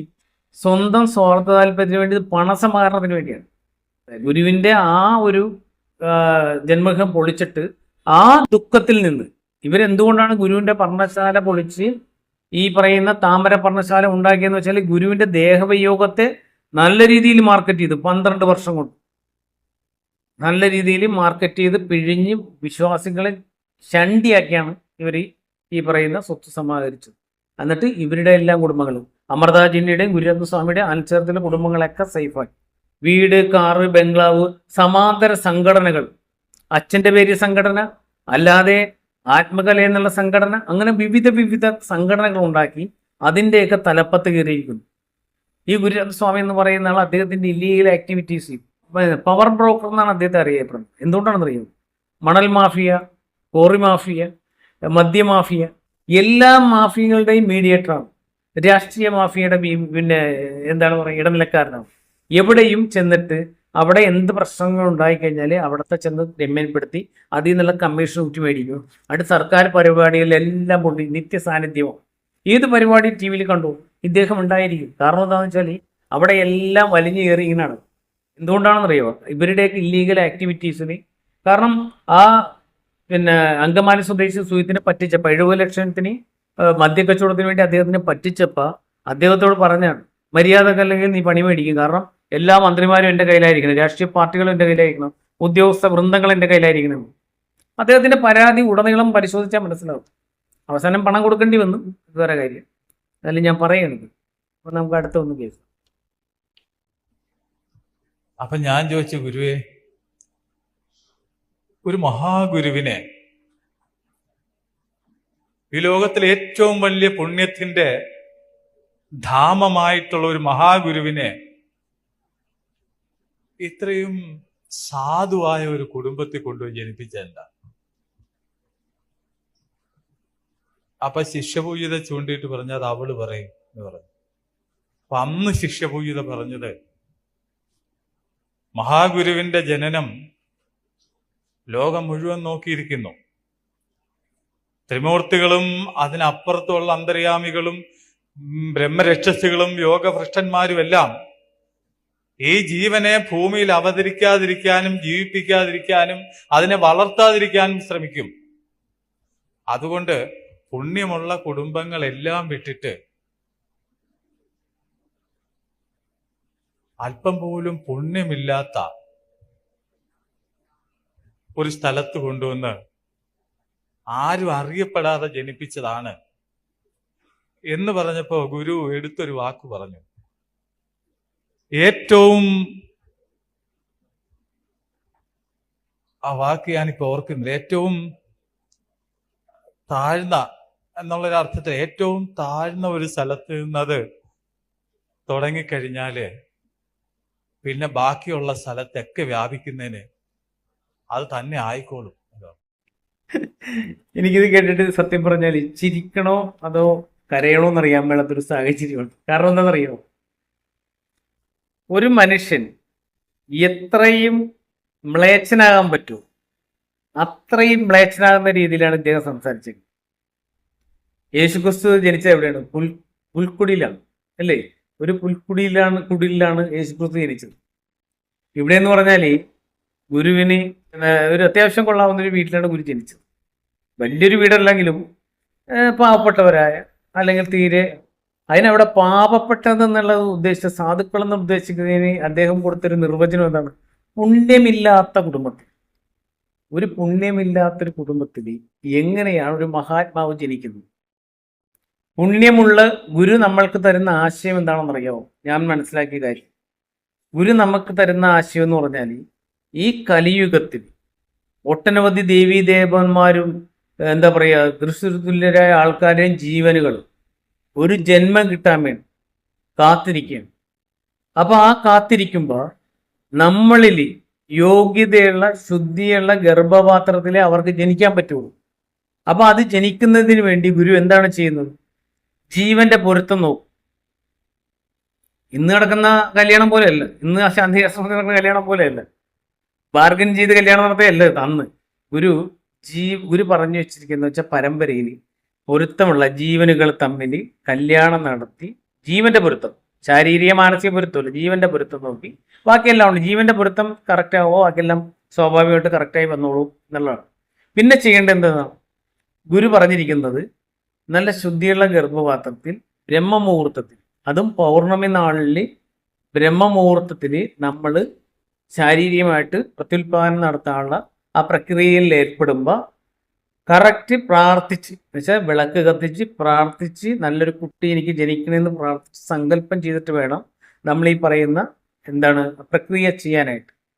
അപ്പം അത് ചെയ്യുമ്പോൾ ഈ നല്ല ജീവൻ ആ ഗർഭപാത്രത്തിൽ അങ്കുരിക്കും. പുണ്യവും ഭാഗ്യവും എല്ലാം ഉണ്ടെങ്കിൽ ഇതെല്ലാം സമയം എന്ന് വെച്ചാൽ ഇതെല്ലാം വരുള്ളൂ, അവർക്ക് വന്ന് ജനിക്കാൻ കഴിയുള്ളൂ. അപ്പൊ ആ ദേവീദേവന്മാർക്ക് പോലും ജനിക്കണമെങ്കിൽ, ഋഷിമാർക്ക് പോലും ജനിക്കണമെങ്കിൽ ഒട്ടനവധി കടമ്പകളുണ്ട്.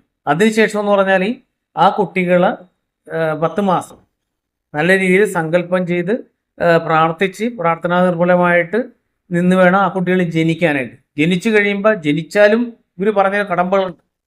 അവരെ നേർവഴിക്ക് നയിച്ചാൽ ആ നേർവഴിയുടെ അത്യുന്നതങ്ങളിൽ അവരെത്തും, നന്മയുടെ. അതേസമയത്ത് അവരെ മോശം ഒരു അവസ്ഥയിലാണ് അവരെ ജീവിക്കണമെങ്കിൽ ആ മോശത്തിന്റെ അത്യുന്നതങ്ങളിൽ എത്തുന്നതാണ് ഗുരുവാണ്. എന്ന് വെച്ചാൽ നല്ലതായിട്ട് ജനിച്ചാൽ മാത്രം പോരാ, അവരെ നന്മയിലൂടെ വളർത്താനും നമ്മൾ മാതാപിതാക്കൾ, ഗൃഹശാസ്ത്രം ധർമ്മത്തിന്റെ ഭാഗമാണതല്ല. ആ സ്ഥാനത്താണ് ഇദ്ദേഹം പറയുന്നത് ഗുരു ഒരു പുണ്യമില്ലാത്ത ശിഷ്യപൂജിത പറഞ്ഞത് അവള് പറയൂ എന്ന് പറഞ്ഞത്. മനസ്സിലായോ? ബുദ്ധി ഉപയോഗിക്കുക എന്ന് പറഞ്ഞാൽ ഇതൊക്കെയാണ് ബുദ്ധി എന്ന് പറയുന്നത്. അപ്പൊ ഗുരുവിന്റെ കുടുംബം പിന്നെ പുണ്യമില്ലാത്തൊരു കുടുംബമായിരുന്നു. പുണ്യമില്ലാത്ത സ്ഥലത്താണ് ഗുരു ജനിച്ചത്. ഗുരുവിനെ ബ്രഹ്മം ഒളിപ്പിച്ച്, അതൊക്കെ അതാ പറഞ്ഞത്. ചില സത്യങ്ങൾ ഒരുപാട് കള്ളങ്ങൾ കൂട്ടിച്ചേർത്ത് സംസാരിക്കാൻ വിദഗ്ധനാണ്.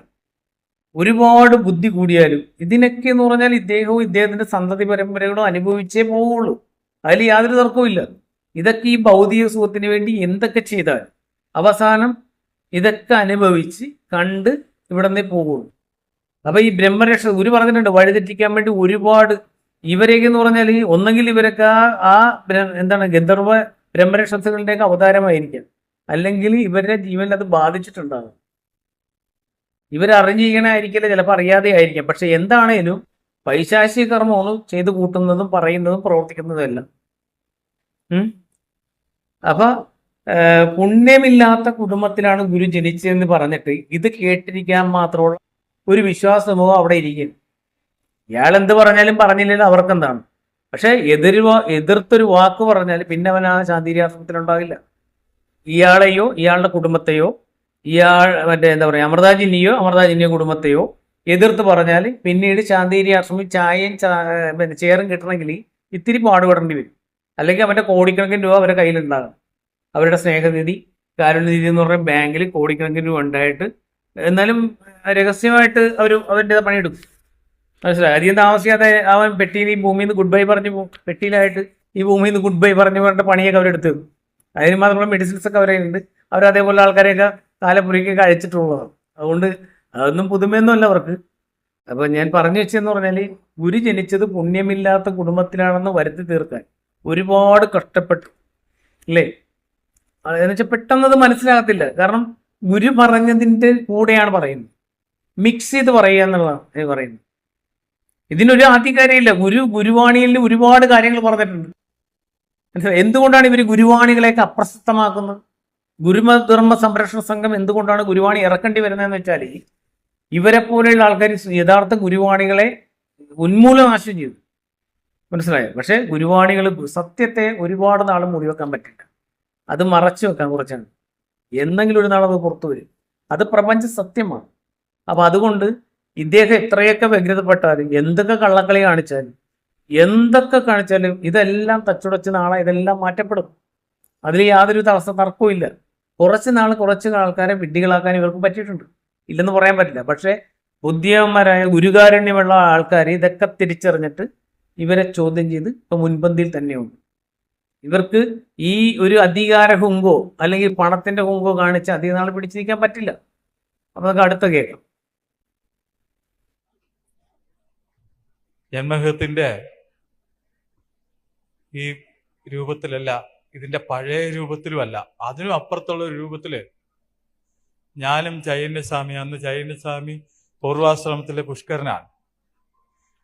ഞാനും ചൈതന്യസ്വാമിയും കൂടെ ആദ്യമായിട്ട് ജന്മഗൃഹം കാണാൻ വന്നിട്ട് ഇപ്പൊ നമ്മൾ വിളക്ക് കത്തിക്കുന്ന മുറിയില് തറയൊക്കെ ഇങ്ങനെ പൊടിഞ്ഞു കിടക്കുകയാണ്, മണ്ണൊക്കെ ആയിട്ട് കിടക്കുകയാണ്. രണ്ടുപേരും കൂടെ കയറി പ്രാർത്ഥിച്ചു. അപ്പൊ എന്റെ കണ്ണ് നിറയുന്നത് കാണാതിരിക്കാൻ ഞാൻ ചൈതന്യസ്വാമി കാണുന്നുണ്ടോ എന്ന് നോക്കിയപ്പോ സ്വാമി പൊട്ടിക്കരയുകയാണ്.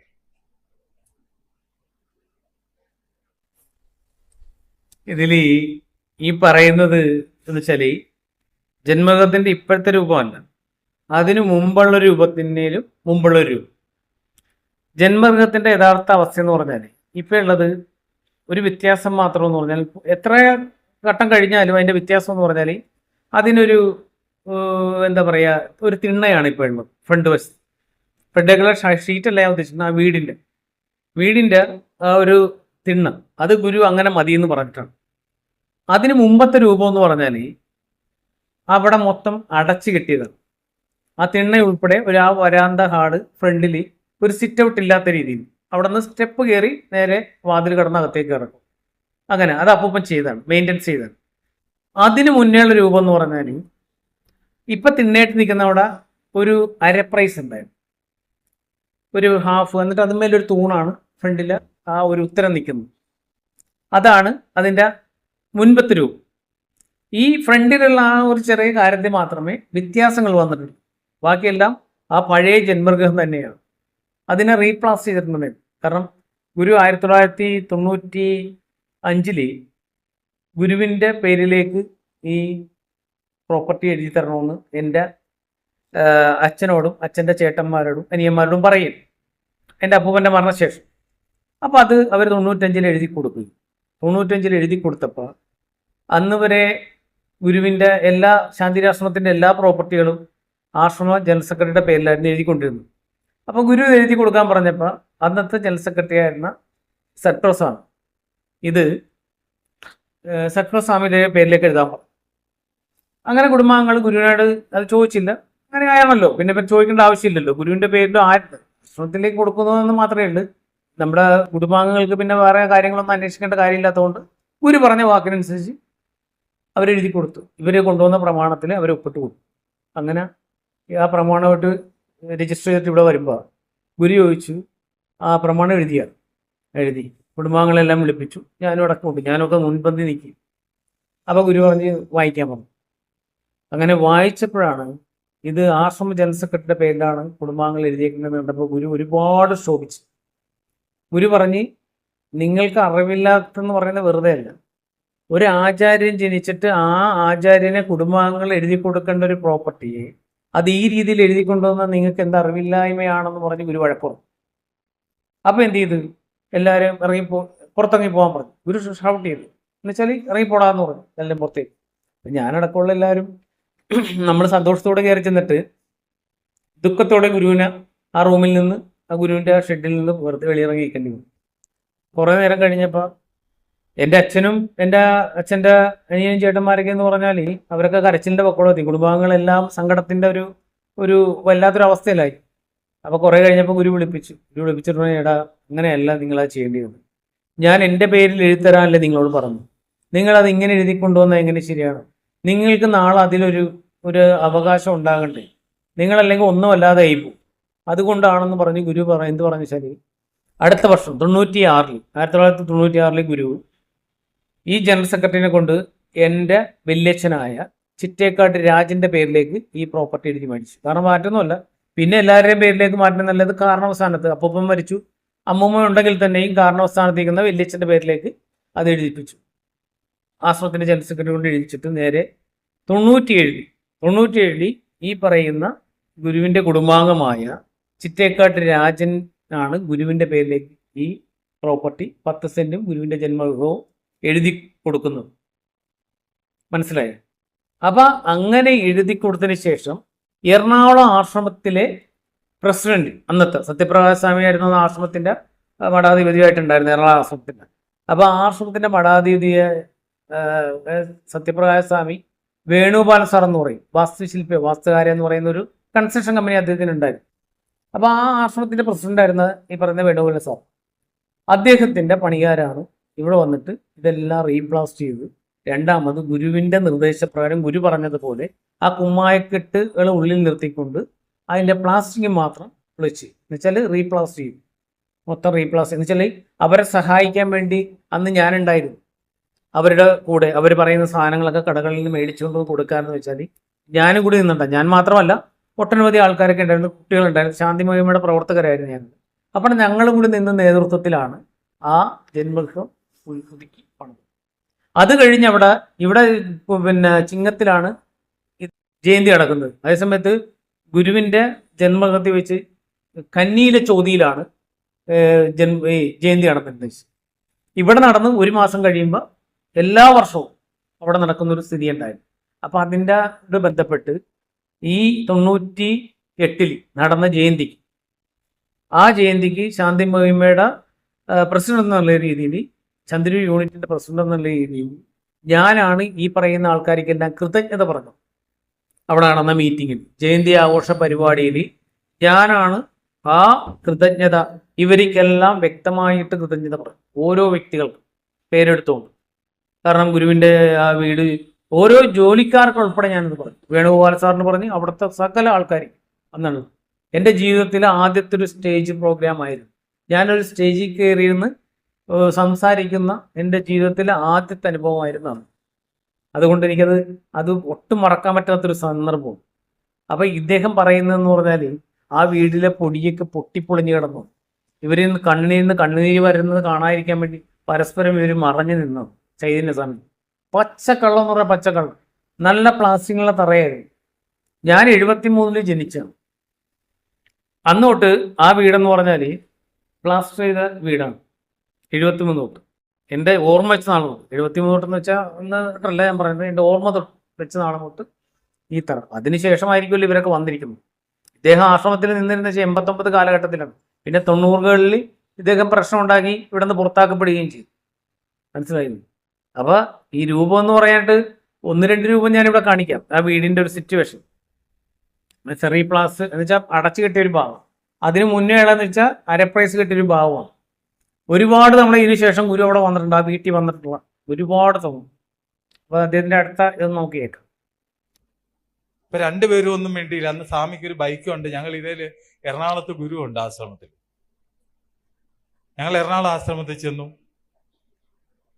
അന്ന് ഗുരുവിനോട് സ്വാമി എന്തോ ഒക്കെ പറഞ്ഞു, പുഷ്കരൻ എന്തോ ഒക്കെ ഗുരുവിനോട് പറഞ്ഞു. അപ്പൊ ഗുരു പറഞ്ഞിടാ, അത് അവിടെ നിൽക്കുന്ന പിതൃഭാവം അങ്ങനാണ്. ആ കാണുന്ന അഞ്ചടിപ്പാടത്ത് പച്ചയോടെ മനുഷ്യനെ ചവിട്ടിത്താഴ്ത്തിയ സ്ഥലമാണ്. പച്ച മനുഷ്യരെ ജീവനോടെ ചവിട്ടിത്താഴ്ത്തിയ സ്ഥലമാണ്. ആ നോവ് നിൽക്കുന്ന പിതൃക്കളാണ്. ഇതാണ് നിങ്ങൾ അവിടെ ചെല്ലുമ്പോൾ കരയുന്നത്. അങ്ങനല്ലേ സ്വാമി പറഞ്ഞു? ഗുരു എറണാകുളത്ത് ആശ്രമം, ഗുരു ബൈക്കൊക്കെ ഉണ്ടായിരുന്നു, അതൊക്കെ ശരിയാണ്. പിയർലെസ് വർക്ക് ചെയ്തുകൊണ്ടിരുന്നപ്പോൾ ഈ പുഷ്കരൻ എന്ന് പറയുന്ന ഈ ചൈതന്യ സ്വാമിക്ക് ഒരു STO ജാവയോ ഒരു ബൈക്ക് ഉണ്ടായിരുന്നു. അതിലാണ് കുറേ കറങ്ങയൊക്കെ നടന്നിരുന്നത്. അപ്പോൾ ഇത് ഏകദേശം എനിക്ക് തോന്നുന്നു 94 കാലഘട്ടത്തിലുള്ള കാര്യം എനിക്ക് പറയണമെന്ന് എനിക്ക് തോന്നുന്നു. അപ്പോൾ അഞ്ചടിപ്പാടം, ഗുരുവിൻ്റെ ആ ജന്മഗൃഹത്തിൻ്റെ ഫ്രണ്ടിലുള്ളത് അഞ്ചടിപ്പാടമല്ലത്. അഞ്ചടിപ്പാടം എന്ന് പറഞ്ഞാൽ 5 അടി എന്നും 4 അടി എന്നും പറയുന്ന 2 വീട്ടുകാർ അവിടെ താമസിച്ചിരുന്നു. ആ പാടശേഖരത്തിന്റെ പേരെന്ന് പറഞ്ഞാൽ മൂപ്പന്തറ പാടശേഖരം. മൂപ്പന്തറ പാടശേഖരം എന്നാണ് പറഞ്ഞ ഒരു കർഷക സംഘത്തിന്റെ കീഴിലുള്ളതായിരുന്ന ആ ഒരു പാടശേഖരം. ഇദ്ദേഹത്തിന് അതിനെക്കുറിച്ചൊന്നും അറിയില്ല. അപ്പൊ ഗുരുവിന്റെ അടുത്ത് എന്തൊക്കെ ചെന്ന് പുഷ്കരൻ പറഞ്ഞു. പുഷ്കരൻ ചെന്ന് പറഞ്ഞപ്പോ പച്ച മനുഷ്യരെ ചവിട്ടാത്ത സ്ഥലമാണ് ഗുരു പറഞ്ഞത്. ആ നോവാണെന്ന് എന്താണെന്ന് ഇദ്ദേഹം കേട്ടില്ല. അവിടെ എന്നിട്ട് ചോദിക്കേണ്ടത് അങ്ങനെയല്ലേ സ്വാമി പറഞ്ഞത്. അങ്ങനെ അല്ലെന്ന് പറഞ്ഞ ആ സ്ഥാനം പുള്ളിക്ക് അടുത്ത ദിവസം അവിടെ ഒന്നെങ്കിൽ മഞ്ഞ ഊരി വെക്കേണ്ടി വരും, പ്രസിഡന്റ് സ്ഥാനം എടുത്ത് കളയേണ്ടി വരും. കാല് പിടിച്ച് നിൽക്കുകയാണ്. ഇദ്ദേഹത്തിന് ഒരു സമയത്ത് എടുത്ത് കളയാൻ പോയതുണ്ടെങ്കിൽ ഗുരുദത്ത സ്വാമി. അന്നത്തെ ചരിത്രമൊക്കെ ഞാനിപ്പോൾ ഇവിടെ പറയുന്നില്ല. അതിൻ്റെ ഒക്കെ കേട്ട് കഴിഞ്ഞാൽ ഈ ഉള്ള റെസ്പെക്ട് എല്ലാവർക്കും പോകും ഇയാളുടെ ഒക്കെ. അപ്പൊ അതങ്ങനെ നിൽക്കട്ടെ. പച്ചക്കള്ളങ്ങളാണ് ഈ പറയുന്നത് ഗുരുവിന്റെ പേരിൽ. പച്ചക്കള്ളങ്ങൾ, വെറും പച്ചയായ കള്ളങ്ങളാണ് ഈ പറയുന്നത്. അതൊക്കെ യഥാർത്ഥത്തിൽ അന്വേഷിച്ച് നോക്കിക്കഴിഞ്ഞാൽ ഇവരെന്ന് പറഞ്ഞാൽ ഭയങ്കരമായിട്ട് ഗുരുവിന്റെ പേരിൽ കള്ളങ്ങൾ പടച്ചു പിടിക്കും, ദർശനങ്ങൾക്ക് പടച്ചു പിടിക്കും. പച്ച കള്ളങ്ങളൊക്കെ ഓർത്തിണക്കും. അടുത്ത് നമുക്ക് കേൾക്കാം. അപ്പൊ ഇതെല്ലാം എന്റെ മനസ്സിനകത്ത് എങ്ങനെയാണ് ഈ നോവ് കിടക്കുന്നത്? എന്റെ മനസ്സിനകത്ത് അന്ന് മുതൽ ജിജ്ഞാസയാണ്. ഗുരു എന്ന് പറഞ്ഞ ഏറ്റവും താഴ്ന്ന സ്ഥലത്തുണ്ട് ഉയർത്തിക്കൊണ്ടുവന്നാല് ലോകത്തിൽ ഇത് എളുപ്പമാണ്, നമ്മുടെ ആശയം വ്യാപിക്കാൻ എളുപ്പമാണെന്ന് ഗുരു ആദ്യം ഈ കഥാപ്രസംഗം എഴുതിയ സമയത്ത് പറഞ്ഞു. അത് കഴിഞ്ഞിട്ട് ഞാനും ജയന്തിസ്വാമിയും കൂടെ എറണാകുളത്തെ ആശ്രമത്തിൽ ചെന്ന് ഗുരുവിനെ കാണുമ്പോ അത്രയും പാതകങ്ങൾ നടന്ന സ്ഥലമാണ്. അങ്ങനെ പച്ച ജീവനുകളെ മനുഷ്യരെ പച്ച ജീവനുകളെ ജീവനോടെ ചവിട്ടി താഴ്ത്തിയ സ്ഥലങ്ങളാണ്. അപ്പോഴും എന്റെ മനസ്സിൽ ഇതെങ്ങനെ സംഭവിക്കുന്നു, ഇതെന്താണ്, പല യുദ്ധവും നടന്ന സ്ഥലമാണോ? ഈ സംശയം എന്റെ മനസ്സിനകത്ത് ഇങ്ങനെ ഉണ്ടായിരുന്നു. 2019 ശിഷ്യപൂജിത ഗുരുവിന്റെ സമ്പൂർണ്ണ ജീവിത ചരിത്രം എഴുതാൻ തുടങ്ങി. അത് പറഞ്ഞു തരും, ഞാനിങ്ങനെ കേട്ടെഴുതും. ഇപ്പോഴും നടന്നുകൊണ്ടിരിക്കുകയാണ്. ഗുരുവിന്റെ സമ്പൂർണമായ ജീവചരിത്രം എഴുതി വന്നപ്പോൾ ഞാൻ ഒരു ദിവസം ചോദിച്ചു, ശിഷ്യപൂജിതയോട് ഞാൻ ചോദിച്ചു, ഗുരുവേ, എനിക്ക് പണ്ട് ശിഷ്യപൂജിത അന്ന് എന്നോട് ഗുരുവിന്റെ മുമ്പ് വെച്ച് പറഞ്ഞ സമയത്ത് എനിക്ക് അതിന്റെ പൂർണ്ണമായ സംശയം തീർന്നില്ല. യഥാർത്ഥത്തിൽ എന്തുകൊണ്ടാണ് ചന്ദ്രൂര് കൊണ്ടുവന്ന് ഗുരുവിനെ ജനിപ്പിച്ചത്? അതാണ് ഞാൻ ആദ്യമേ പറഞ്ഞത്. നമ്മൾ ഇന്ന് പറയുന്ന കാര്യങ്ങൾ ചിലപ്പോ ആ പറയുന്നതിന്റെ ആഴങ്ങളിലേക്ക് നമ്മൾ അറിഞ്ഞു വരുമ്പോ ചിലപ്പോൾ നമ്മൾ അതെല്ലാം തിരുത്തേണ്ടി വരും. അന്ന് ഒരു പുസ്തകം എഴുതാനുള്ള ഒരു പുസ്തകം അതിനു വേണ്ടിയിട്ട് മാത്രം എഴുതാനുള്ള ഒരു ചരിത്രം ശിഷ്യപൂജിത പറഞ്ഞത്. സത്യം പറഞ്ഞാലേ ഇവരെയൊക്കെ സംബന്ധിച്ചു പോലും ഇതിപ്പോ എന്ന് പറഞ്ഞാല് സമ്പൂർണ്ണ ജീവചരിത്രം ഗുരുവിന്റെ ഇവരെ എഴുതുന്നെന്നുള്ളത് പ്രഖ്യാപിക്കുന്ന ഒരു സന്ദർഭമാക്കി ഇതിനെ മാറ്റി. ഒന്നത്. രണ്ടാമത്തേന്ന് പറഞ്ഞാല് പണ്ട് പറഞ്ഞതിനെ മാറ്റി പറഞ്ഞുകൊണ്ട് ശിഷ്യപൂജിത പറഞ്ഞു കൊടുക്കണ ഇദ്ദേഹം എഴുതിയാണെന്നാ പറയും. യഥാർത്ഥത്തിൽ സംഭവിക്കുന്നത് എന്താണെന്ന് ശിഷ്യപൂജിതയുടെ പേരിൽ ഇറങ്ങുന്നത് പോലും ഇദ്ദേഹം എഴുതി കൊടുക്കും. മനസ്സിലായില്ല? അവരെന്ത് പറയണമെന്ന് തീരുമാനിക്കുന്നത് ഇവര് ചേട്ടനിയുമാണ്. ആര്? ഗുരുദത്ത സ്വാമിയും ഈ ചേർത്തലാനും കൂടിയാണ്. അങ്ങനെയുള്ള സ്ഥാനത്ത് അവര് പറഞ്ഞു കൊടുത്ത് ജീവചരിത്രം എഴുതണമെന്ന് പറയുമ്പോൾ ഇതിൽ പരം വിഡ്ഢിത്തം വേറെ ഉണ്ട്. അത് ഗുരു എന്താ പറഞ്ഞത്? ഈ വിഡ്ഢീനെ കൊണ്ട് എന്താ പറഞ്ഞത്? സഹതാപം തോന്നി. ഇവന് 1000 ജന്മങ്ങളെങ്കിലും ഒരു ഗുരുവിനെ മനസ്സിലാക്കിയാൽ മാത്രമേ എഴുതാൻ പറ്റുള്ളൂ എന്നാണ് പറഞ്ഞത്. ആ സ്ഥാനത്ത് ഇപ്പൊ ഇരുന്ന് കുത്തിയിരുന്ന് എഴുതിയത് എന്ന് വെച്ചാൽ വേറൊന്നുമല്ല, എല്ലാം ഞങ്ങളുടെ പേരിലാണ്. ഭാവിയിൽ വരുമ്പോൾ എല്ലാം ഞങ്ങളായിരുന്നു, ശാന്തിഗിരി ആശ്രമം ഉണ്ടാക്കിയത് ഉൾപ്പെടെ ഞങ്ങളായിരുന്നു എന്നുള്ള ഒരു ചരിത്രം ഉണ്ടാക്കിയിട്ട് പോകാനാണ് കാത്തിരിക്കുന്നത്. ഈ എന്തൊക്കെ ഉണ്ടാക്കി വെച്ചാലും എങ്ങനെയൊക്കെ ഉണ്ടാക്കിയാലും ബ്രഹ്മനിശ്ചയപ്രകാരം നടക്കേണ്ട കാര്യങ്ങൾ നടക്കും ഭൂമിയിൽ. അതിനൊക്കെ കുറച്ച് എന്ന് വെച്ചാൽ നല്ലതുണ്ടെങ്കിൽ ചീത്തയുണ്ടാകും, ചീത്തയുണ്ടെങ്കിൽ നല്ലതും ഉണ്ടാവും എന്ന് പറഞ്ഞ പോലെ ഇതൊക്കെ കുറച്ച് നാൾ ഈ ചീത്തയിൽ കൂടെ ഇങ്ങനെ കളിക്കാൻ പറ്റും. അപ്പൊ ഇത് പറഞ്ഞു വെക്കുന്നത് ശിഷ്യപൂജിത അതിനു വേണ്ടി മാത്രം, എന്ന് വെച്ചാൽ ഒരു കാര്യം ചോദിച്ചതിന് വേണ്ടി മാത്രം, ചന്ദ്രൻ കൊണ്ട് എന്തിനു ഗുരുവിനെ ജനിപ്പിച്ചു എന്ന് ഗുരു പറഞ്ഞത് പോരാ, ഇപ്പൊ ഈ ശിഷ്യപൂജിത പറഞ്ഞാലേ അത് സത്യമാവൂ. എന്തിനാണ് ഈ വിഡ്ഢിവേഷം ഇവരെ കൊണ്ട് കെട്ടിക്കുന്നതെന്ന് എനിക്ക് മനസ്സിലായില്ലേ? അപ്പൊ അടുത്തത് കേൾക്കാം നമുക്ക്. എന്തായാലും നല്ല കോമഡി ആയിട്ടുണ്ട് ഇദ്ദേഹത്തിന്റെ ഡയലോഗുകള്. ആഴത്തിൽ ചിന്തിച്ചാൽ ചിരിക്കാൻ ഒത്തിരി വകകളുണ്ട്, ചിന്തിക്കാനുമുണ്ട്. ഭാരതം എന്ന് പറയുന്നത് ചേര സാമ്രാജ്യം, ചോള സാമ്രാജ്യം, പാണ്ഡ്യ സാമ്രാജ്യം, പാണ്ഡ്യരാജ്യം, ചേരരാജ്യം, ചോളരാജ്യം എന്ന വിഭജന പ്രക്രിയയിലൂടെ ഭാരതം പെട്ടുനിന്ന ഒരു സമയത്ത് ഈ ചേര സാമ്രാജ്യം ഭരിച്ചിരുന്നത് ചേരന്മാരാണ്. ചേരന്മാരെന്ന് പറയുന്നത് ബുദ്ധ സന്യാസിമാർ ഇവിടെ വന്ന് സ്വാധീനിച്ചിട്ട് അവരുടെ ശിഷ്യന്മാരായിട്ടുള്ള ആളുകളാണ്. ഈ ചേര സാമ്രാജ്യത്തിൽ ഏറ്റവും പ്രധാനപ്പെട്ട ഒരു സ്ഥലമാണ് ചേരളം. ഈ ചേരളം എന്ന് പറയുന്നത് ഏതാണ്ട് കന്യാകുമാരി മുതൽ മധുര, വടക്കേന്ത്യയുടെ കുറെ ഭാഗങ്ങളും ഒക്കെ ആയിട്ട് വ്യാപിച്ചു കിടക്കുന്ന സ്ഥലമാണ്. അപ്പൊ ഈ കേരളത്തിന്റെ ഭരണം ബുദ്ധ സന്യാസിമാരിലേക്കും അവരെ നിയന്ത്രിക്കുന്ന, അവര് രാജഗുരുക്കന്മാരായിട്ട് ഇരുന്നുകൊണ്ട് നിയന്ത്രിക്കുന്ന ചേരന്മാരിലേക്കും എത്തിപ്പെട്ട, അല്ലെങ്കിൽ അവര് ഭരിച്ചുകൊണ്ടിരുന്ന ബുദ്ധമതത്തിന്റെ വ്യാപനം നടന്ന ലോകത്തിലെ ഏറ്റവും വലിയ സ്ഥലം, ഏറ്റവും കൂടുതൽ ബുദ്ധ സന്യാസിമാര് ഒരു കൂട്ടത്തോടെ ജീവിച്ചിരുന്ന സ്ഥലം എന്ന് പറയുന്നത് ഈ അരൂര് മുതൽ കാർത്തികപ്പള്ളി താലൂക്ക് നമ്മുടെ ഹരിപ്പാട് ആശ്രമം നിൽക്കുന്നത് വരെയുള്ള സ്ഥലമാണ്. ഞാനും സ്നേഹാത്മസ്വാമിയൊക്കെ കൂടെ പണ്ട് സൊസൈറ്റിയുടെ കാര്യത്തിന് വേണ്ടി ചെന്ന സമയത്ത് ഗുരു പറഞ്ഞു, അപ്പൊ നമ്മളന്ന് ഈ ജന്മകത്തിൽ എന്തെങ്കിലും ചെയ്യട്ടെ എന്ന് ചോദിക്കുമ്പോ നമ്മൾ പൗർണമിയില്ല, നാടുകളിലൊക്കെ വെച്ചാണ് നടത്തുന്നത്. അപ്പൊ അന്ന് ഗുരുനോട് ചോദിച്ചു, പൗർണമി ജന്മകത്തിൽ വെച്ച് നടത്തട്ടെ എന്ന് ചോദിച്ചപ്പോ ഗുരു പറഞ്ഞ വേണ്ട, കറുത്തവാവിന് പ്രാർത്ഥിക്കാൻ പറഞ്ഞു. പരമ്പരയുടെ ചരിത്രത്തിൽ ആദ്യമായിട്ട് കറുത്തവാവിന് പ്രാർത്ഥന നടത്തിയ സ്ഥലം ഇവിടെയാണ്. അദ്ദേഹം ഈ പറഞ്ഞില്ലെന്ന് വെച്ചാൽ ഭാരതത്തിന്റെ ആ ഒരു എന്താ പറയുക, ബുദ്ധ സന്യാസിമാര് വസിച്ചിരുന്ന ഒരു സ്ഥലത്തെ കുറിച്ചാണ് ഇദ്ദേഹം പറയുന്നത്. എന്ന് വെച്ചാൽ കാർത്തികപ്പള്ളി എന്ന് വെച്ചാൽ ഇദ്ദേഹത്തിന്റെ നാടാണ്. അരൂര് മുതൽ കാർത്തികപ്പള്ളി എന്ന് പറയുന്നത് ഇദ്ദേഹത്തിന്റെ നാടിന്റെ സ്ഥലമാണ്. പിന്നെ ഹരിപ്പാട് ആ എന്ന് വെച്ചാൽ ഗുരുവിന്റെ ഒരു ആശ്രമം ഇപ്പൊ പുതിയതായിട്ട് ബ്രാഞ്ച് തുടങ്ങിയിട്ടുണ്ട്. അതുവരെയും ഈ ബുദ്ധ സന്യാസിമാർ തിങ്ങി പാർത്തിരുന്ന സ്ഥലമാണെന്ന് ഇദ്ദേഹം പറയുന്നത്. അതിനുശേഷം ഇദ്ദേഹം പറയുന്ന ഒരു പച്ചക്കള്ളമുണ്ട്. എന്താണെന്നറിയും, ജന്മഗൃഹത്തിന് ഒരു പ്രാർത്ഥന പോലും നടത്താൻ ഗുരു അനുവദിച്ചു. ഗുരു അവിടെ വെച്ചാണ് ഒട്ടനവധി ജയന്തികൾ നടത്തിയിരിക്കുന്നത്. കന്നിമാസത്തിൽ ഒട്ടനവധി തിങ്കളാഴ്ച പ്രാർത്ഥനകൾ നടത്തിയിരുന്നു. എല്ലാ മാസത്തിലും 4 തിങ്കളാഴ്ച പ്രാർത്ഥനകൾ ജന്മഗൃഹത്തിൽ വെച്ച് നടത്തിയിരുന്നു. പിന്നെ പൗർണമി പ്രാർത്ഥന നടത്തിയിരുന്നു. കർത്തവാവിന് പ്രാർത്ഥിച്ചെന്ന് പറയുന്ന പച്ചക്കള്ളമാണ് ഇദ്ദേഹം പറയുന്നത്. കാരണം എന്താണെന്നറിയോ, ഇവര് ഇപ്പൊ കർത്തവാവിന് പല കാര്യങ്ങളും ചെയ്യുന്നുണ്ട്. അത് ഗുരു ചെയ്തിരുന്നെന്ന് വരുത്തി തീർക്കാനുള്ള ഒരു ദീർഘവീക്ഷണത്തോടെയുള്ള ഒരു പച്ചക്കള്ളമാണ് ഇദ്ദേഹം പറയുന്നത്. പരമ്പരയുടെ ചരിത്രത്തിൽ ഗുരു അങ്ങനെ കർത്തവാവിന് പ്രാർത്ഥിച്ചൊരു സ്ഥലമില്ല. അതിപ്പോ അങ്ങനെ അല്ലെന്ന് പറയാനായിട്ട് എന്നെ കൊണ്ടല്ലാതെ വേറൊരാൾക്ക് അവിടെ പറ്റില്ല. കാരണം ആ സ്ഥലത്ത് ജനിച്ച് വളർന്ന് ജീവിച്ച മനുഷ്യനാണ് ഞാൻ. ഒന്നത്. രണ്ടാമത്തേന്ന് പറഞ്ഞാൽ അറിയാവുന്നവർ പോലും ഇവരത് പറയില്ല. കാരണം എന്താണെന്നറിയോ, അടുത്ത ദിവസം അവന് സ്ഥാനം ഉണ്ടാകില്ല.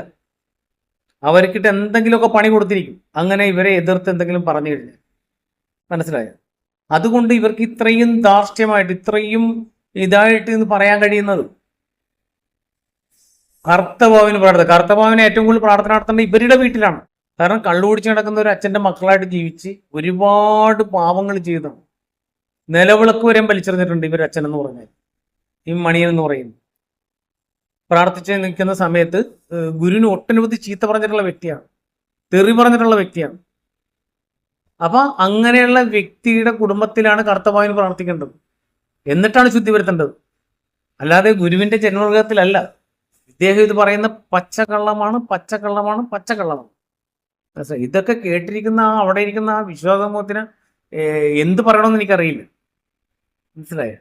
ഇവരൊക്കെ ഗുരുവിന്റെ ഭക്തരാണോ വിശ്വാസികളാണോ എന്ന് നമ്മൾ സംശയിക്കേണ്ടി വരും. വേഷം കെട്ടി വന്നിരിക്കുന്നതായിട്ട് എനിക്ക് പറയാൻ പറ്റും. കാരണം ഇത്രയും ആൾക്കാരുടെ മുമ്പ് വെച്ച് ഗുരുവിനെയും ഗുരുവിന്റെ കുടുംബത്തെയും ഗുരുവിന്റെ നാടിനെയും നാട്ടുകാരെയൊക്കെ അവഹേളിക്കുകയാണ്.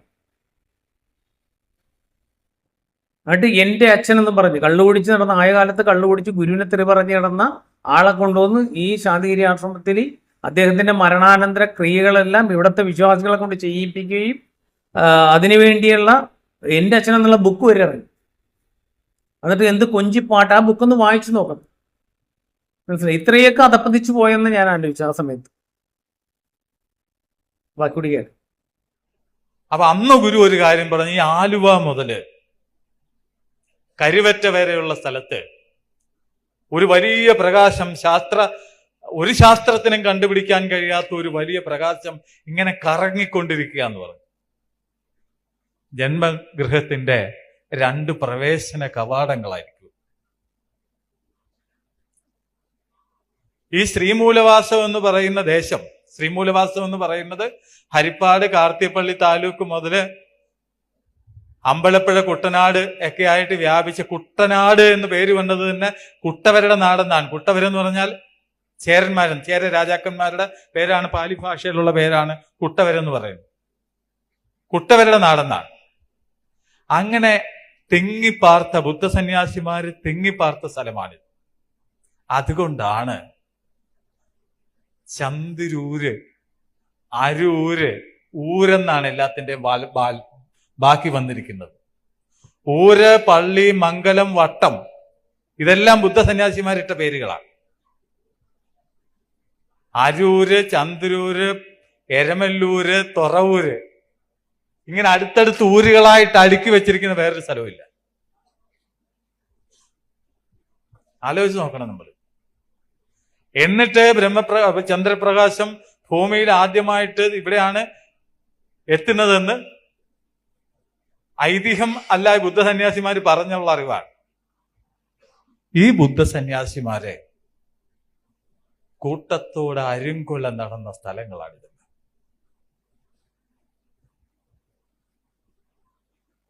മനസ്സിലായ? ഗുരു വന്ന് ജീവനോടെ മനുഷ്യനെ ചവിട്ടി താഴ്ത്തിയ പാഠമാണ് എന്ന് പറഞ്ഞപ്പോഴും നമുക്ക് മനസ്സിലായില്ല.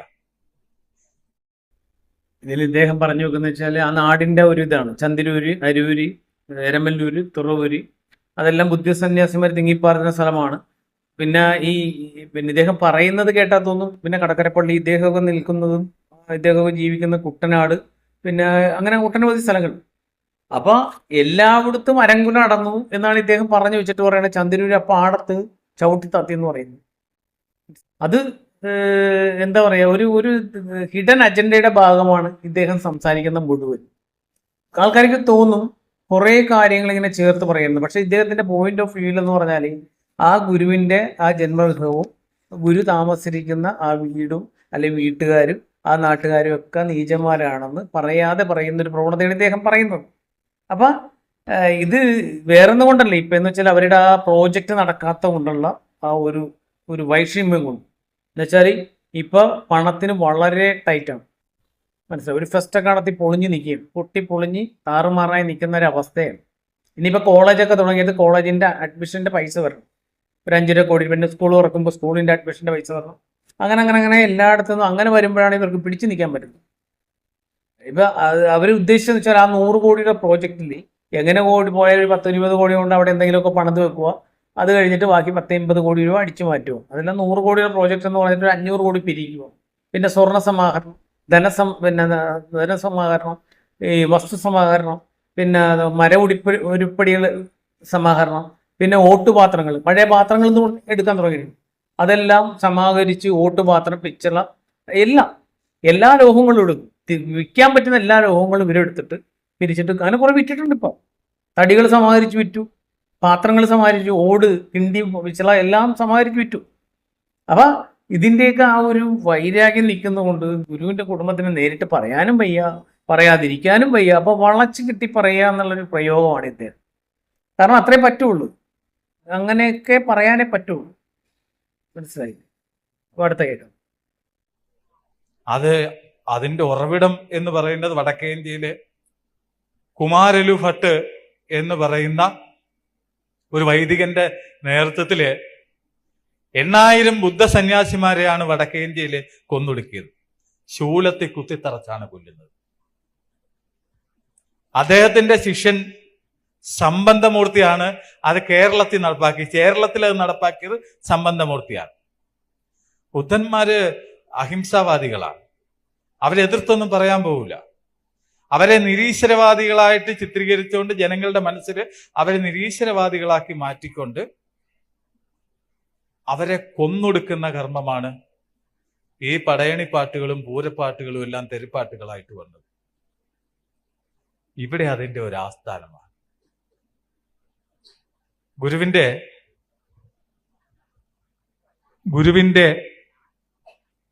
ജനനം എന്ന് പറയുന്നത്,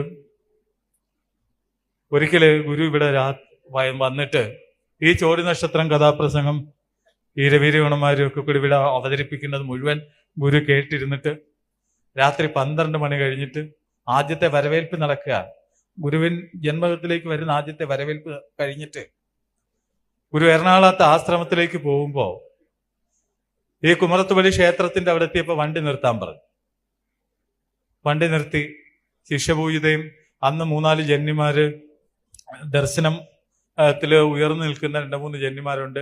അവരോട് എല്ലാവരോടും കൂടി പറഞ്ഞു അവിടെ പോയി ധ്യാനിക്കാൻ പറഞ്ഞു. അപ്പൊ ധ്യാനിച്ച അനുഭവം പിറ്റേ ദിവസം ഹരിപ്പാടിന് ആശ്രമം നിൽക്കുന്ന വീട്ടില് അവിടെ വെച്ച് ഗുരു ശിഷ്യപൂജിതയെ കൊണ്ട് പറയിപ്പിക്കുകയാണ്, നീ എന്താണ് കണ്ടത് എന്നൊന്ന് പറയാൻ പറഞ്ഞു. അപ്പൊ ശിഷ്യപൂജിത പറഞ്ഞ്, ഞാൻ അവിടെ ചെല്ലുമ്പോ അവിടുത്തെ സാത്വികയായിട്ടുള്ള ഒരു ദേവിയാണ് അവിടുത്തെ പ്രതിഷ്ഠ. ആ സ്വരൂപം വന്നിട്ട് എനിക്ക് വേണ്ടത് ഗുരുവിലൂടെ തരണേ എന്ന് യാചിക്കുകയാണ്. അങ്ങനെ ഞാൻ ആ ഗുരുവിന്റെ സൂക്ഷ്മ രൂപത്തോട് ചോദിച്ച് അനുവാദം വാങ്ങിച്ചിട്ട് ആ ദേവിക്ക് വേണ്ടത് കൊടുത്തു. പിന്നെയും അതിന്റെ ആഴങ്ങളിലേക്ക് കടന്നു ചെല്ലുമ്പോ ഞാൻ കാണുന്ന കാഴ്ച അവിടെ ഒരു സന്യാസിയുടെ സമാധിയാണ്. ആ സന്യാസി നമ്മുടെ ഗുരുവാണ് എന്ന് പറഞ്ഞപ്പോ ഗുരു പറഞ്ഞു, മതി, ഇനി പറയണ്ട, ഇനി അതിനപ്പുറത്തോട്ട് പറയണ്ട എന്ന് പറഞ്ഞു. ഇതിൽ ഇദ്ദേഹം വടക്കീൻ്റെ കുറച്ച് കാര്യങ്ങളൊക്കെ പറയുന്നുണ്ട്. ബുദ്ധസന്യാസിമാര് നിരീശ്വരവാദികൾ എന്നുള്ള മുദ്രോദിക്ക കഥകളൊക്കെ പറയുന്നുണ്ട്. അത് കഴിഞ്ഞിട്ട് ഇദ്ദേഹം പറയുന്ന ഒരു കാര്യം എന്ന് വെച്ചാൽ, ഗുരു എറണാകുളത്ത് ആശ്രമത്തിലെ യാത്ര കഴിഞ്ഞ് ചന്ദ്രൂര് കുമർത്തുപിടിക്ക് ദേവീക്ഷേത്രത്തിന്റെ അതിലൂടെ, എന്ന് വെച്ചാൽ നമ്മുടെ കുടുംബക്ഷേത്രമാണത്. ആ ക്ഷേത്രത്തിന്റെ അതിലൂടെ പോകുമ്പോൾ ഗുരു അന്ന് കുറച്ച് ജന്യന്മാർ, എന്ന് വെച്ചാൽ ശിഷ്യപൂജനം പ്രധാനമൊന്നുമില്ലെന്ന്, അന്ന് ദർശനം നോക്കുന്ന 3-4 ജന്യന്മാരോട് അവിടെ ഇറങ്ങി സങ്കല്പിക്കാൻ പറ്റും. അവിടെ ഇറങ്ങി സങ്കല്പിച്ചു കഴിഞ്ഞപ്പോൾ ദേവി പ്രത്യക്ഷപ്പെടുന്നതായിട്ട്, പിന്നെ ദേവിക്ക് കൊടുക്കേണ്ടത് എന്തോ കൊടുത്ത് യാത്രയാകുന്നതായിട്ടാണ് ഗുരു അന്നത്തെ ആ ഒരു യാത്രയെക്കുറിച്ചുള്ള എൻ്റെ ഇതുവരെയുള്ള ഒരു അറിവെന്ന് പറഞ്ഞാൽ. ഇപ്പൊ അദ്ദേഹം അതിനെ ഒന്നുകൂടി പ്രൊളിപ്പിച്ചുകൊണ്ട് എന്താ പറഞ്ഞത്, ആ ദേവിയുടെ കാര്യം പറയുമ്പോൾ അതിന് വേറൊരു വശം കൂടി ഉണ്ട്, അത് ഞാൻ പറയാം. ഇദ്ദേഹം എന്താ പറയുന്നത്, അതിനവിടെ ഒരു ബുദ്ധസന്യാസിയുടെ സമാധിയായിരുന്നെന്നും ആ സമാധി ഗുരുവായിരുന്നു എന്നും കൂടി ഇവിടെ കൂട്ടിച്ചേർക്കപ്പെടുകയുണ്ടായി. മനസ്സിലായി? അതൊരു പുതിയൊരു കഥയെ ഞാൻ കേൾക്കുകയാണ്. പിന്നെ ഇതെന്ന് പറഞ്ഞാൽ, ഈ കുടുംബക്ഷേത്രത്തിലാണ് ഗുരുവിൻ്റെ അമ്മുമ്മയായിട്ട്, അതായത് അമ്മയുടെ അമ്മയായിട്ട് പിന്നെ ഗുരു ക്ഷേത്ര ദർശനം നടത്തിയിരുന്നു. അപ്പൊ ഈ ക്ഷേത്ര ദർശനം നടത്തുന്ന സമയത്താണ് ഗുരുവിൻ്റെ ആ ഉള്ളിലുള്ള ആ പ്രകാശ രൂപത്തെക്കുറിച്ച് ഈ അമ്മുമ്മയോട് പറയാൻ ശ്രമിച്ചപ്പോൾ ആ ദേവിയുടെ അശരീരി പോലെയാണ് പറയുന്നത്, പുറത്തിരിക്കുകയാണ്.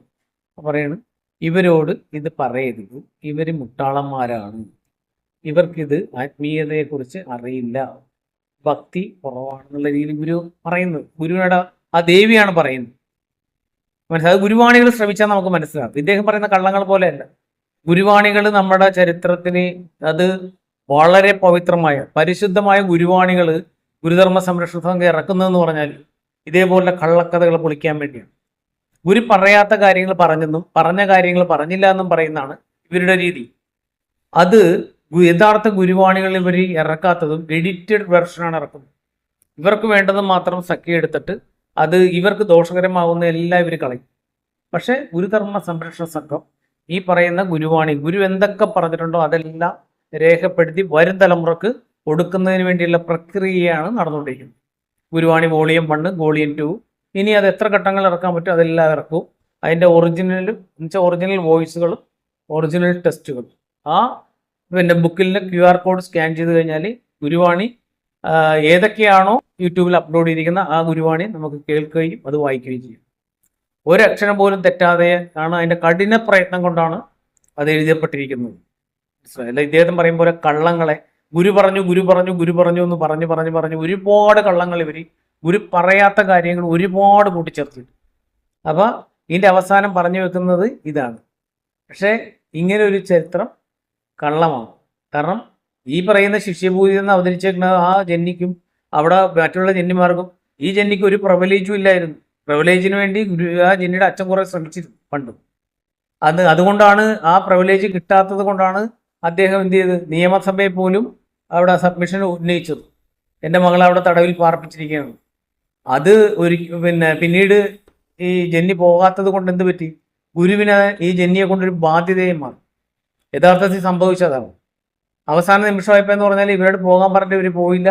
അതേസമയത്ത് ഇതേപോലെ ഒരുപാട് പ്രശ്നങ്ങൾ ഇവരുണ്ടാക്കിയിട്ടും ഗുരുവിന് പല സ്ഥലത്തും നിശബ്ദത പാലിക്കേണ്ടി വന്നതെന്ന് വെച്ചാൽ പിന്നീട് ഇവർ ഇറങ്ങിക്കഴിഞ്ഞു കഴിഞ്ഞാൽ ഈ പ്രസ്ഥാനത്തെ നശിപ്പിക്കുന്ന രീതിയിലായിരിക്കും ഇവരുടെ പ്രവർത്തനമെന്ന് ഗുരുവിനറിയാം. അതുകൊണ്ടാണ് ഗുരു ഈ എന്താ പറയുക ഏതൊരു ശിഷ്യനും മാക്സിമം അവസരങ്ങൾ കൊടുക്കും. അതുപോലെ ഇവർക്ക് മാക്സിമം അവസരങ്ങൾ കൊടുത്തതെല്ലാം നാമാവിഷ്ഠമായിരിക്കണം. ഗുരുവിൻ്റെ സ്മരണയെപ്പോലും ഇതിപ്പോൾ എന്തിനാണോ കൊണ്ടുവന്നത് ഗുരു ഈ ആശയം കൊണ്ടുവന്നത്, ആ ആശയത്തിനെ കടക്കെ കത്തി വെക്കുന്ന രീതിയിലാണ് ഗുരു പ്രവർത്തിച്ചിരിക്കുന്നത്. മനസ്സിലായി? എവിടെയും ശിഷ്യപൂജയെ പ്രൊമോട്ട് ചെയ്യുക എന്നുള്ളതാണ്. ഗുരുവിനെ താഴ്ത്തിയിട്ട് ശിഷ്യപൂജ എന്ന് പറയുന്ന ആ അവതാരത്തെ ഒരു സാങ്കല്പിക സൃഷ്ടിയെ ഉയർത്തിക്കൊണ്ടുവരാൻ എത്രയോ കുടുംബങ്ങൾ തകർത്ത, എത്രയോ കുടുംബങ്ങൾ, ഒരുപാട് എണ്ണിയാലൊടുങ്ങാത്ത കുടുംബങ്ങൾ തകർത്ത ആ ഒരു സവിശേഷ ഗുണവുമില്ലാത്ത ഒരാളെയാണ് ഇങ്ങനെ ആ ഒരു സ്ഥാനത്തിലേക്ക് ഇങ്ങനെ അവരോധിച്ച് ഇങ്ങനെ കൊണ്ടുവരുന്നത്. ഇവർക്ക് ഗുണങ്ങളുണ്ട്. ഇവരെ കൊണ്ട് ഒരു ബിംബത്തെ കെട്ടിയിറക്കി കാണിച്ചുകൊണ്ട് അതിൽ ചൂഷണം ചെയ്യാനായിട്ടുള്ള മാധ്യമമായിട്ട് ഉപയോഗിക്കും. അതാണ് സംഭവം. അപ്പൊ ഇങ്ങനെ ഗുരു സത്യത്തിൽ ഇവിടെ വന്ന് ജനിച്ചതാണെങ്കിലും ഇങ്ങനെയൊക്കെ നമ്മൾ ഇവിടെ വന്നിരിക്കുന്നതാണെങ്കിലും ഒന്നും ഒരു ആകസ്മികമായ നിയോഗങ്ങളല്ല. ഒരാള് പോലും ഇവിടെ ഇരിക്കുന്ന ഒരാള് പോലും ഗുരു കൂട്ടിക്കൊണ്ടുവരാത്ത ഒരാളില്ല. എന്തിന് ഈ ചൈതന്യസ്വാമി പുഷ്കരനായിരുന്ന സമയത്ത് ഇട്ടിയൊക്കെ വളർത്തി വലിയ മീശയൊക്കെ വെച്ച് അപ്പൊ ഇതൊക്കെ കാണിച്ചുകൊണ്ട് ഗുരുവിന്റെ മുമ്പിൽ ഇരിക്കാൻ ഒരു ചമ്മല. ഞങ്ങള് പോയി തുടങ്ങിയ സമയമാണ്. പുഷ്കരൻ 100 കണക്കിന് ആളുകൾ എറണാകുളത്തെ ആശ്രമത്തിൽ ഗുരു വന്നിട്ടുണ്ടെന്ന് അറിഞ്ഞുകൊണ്ട് 100 കണക്കിന് പുറത്തുള്ള ആളുകളും അകത്തുള്ള ആളുകളും ഒക്കെ ആയിട്ട് 100 കണക്കിന് ആളുകൾ ഇരിക്കുമ്പോൾ പുള്ളി പോയി ഒരു മൂലയ്ക്ക് പോയി പതുങ്ങിയിരുന്നു. ഗുരു ഇങ്ങനെ സംസാരിച്ച് വന്നിട്ട് ഇങ്ങനെ വലിയ പരിചയങ്ങളൊന്നുമില്ല, ഞങ്ങളെ അന്ന് അത്ര വലിയ പരിചയങ്ങളൊന്നുമില്ല. ഗുരു ഇങ്ങനെ സൂക്ഷിച്ചിങ്ങനെ നോക്കിയിട്ട് വേണം, ഡാ എഴുന്നേക്ക്, ഒരു കള്ളൻ ഇരിക്കുന്ന കണ്ട, നിങ്ങൾ നോക്കി അവന് ജടയും മുടിയൊക്കെ ഇല്ലേ?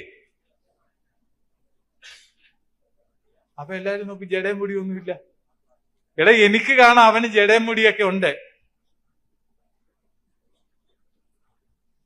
അത് കഴിഞ്ഞ് അദ്ദേഹം പിന്നെ ആശ്രമത്തിൽ വരുന്ന കല്യാണാലോചനയായിട്ടാണ്.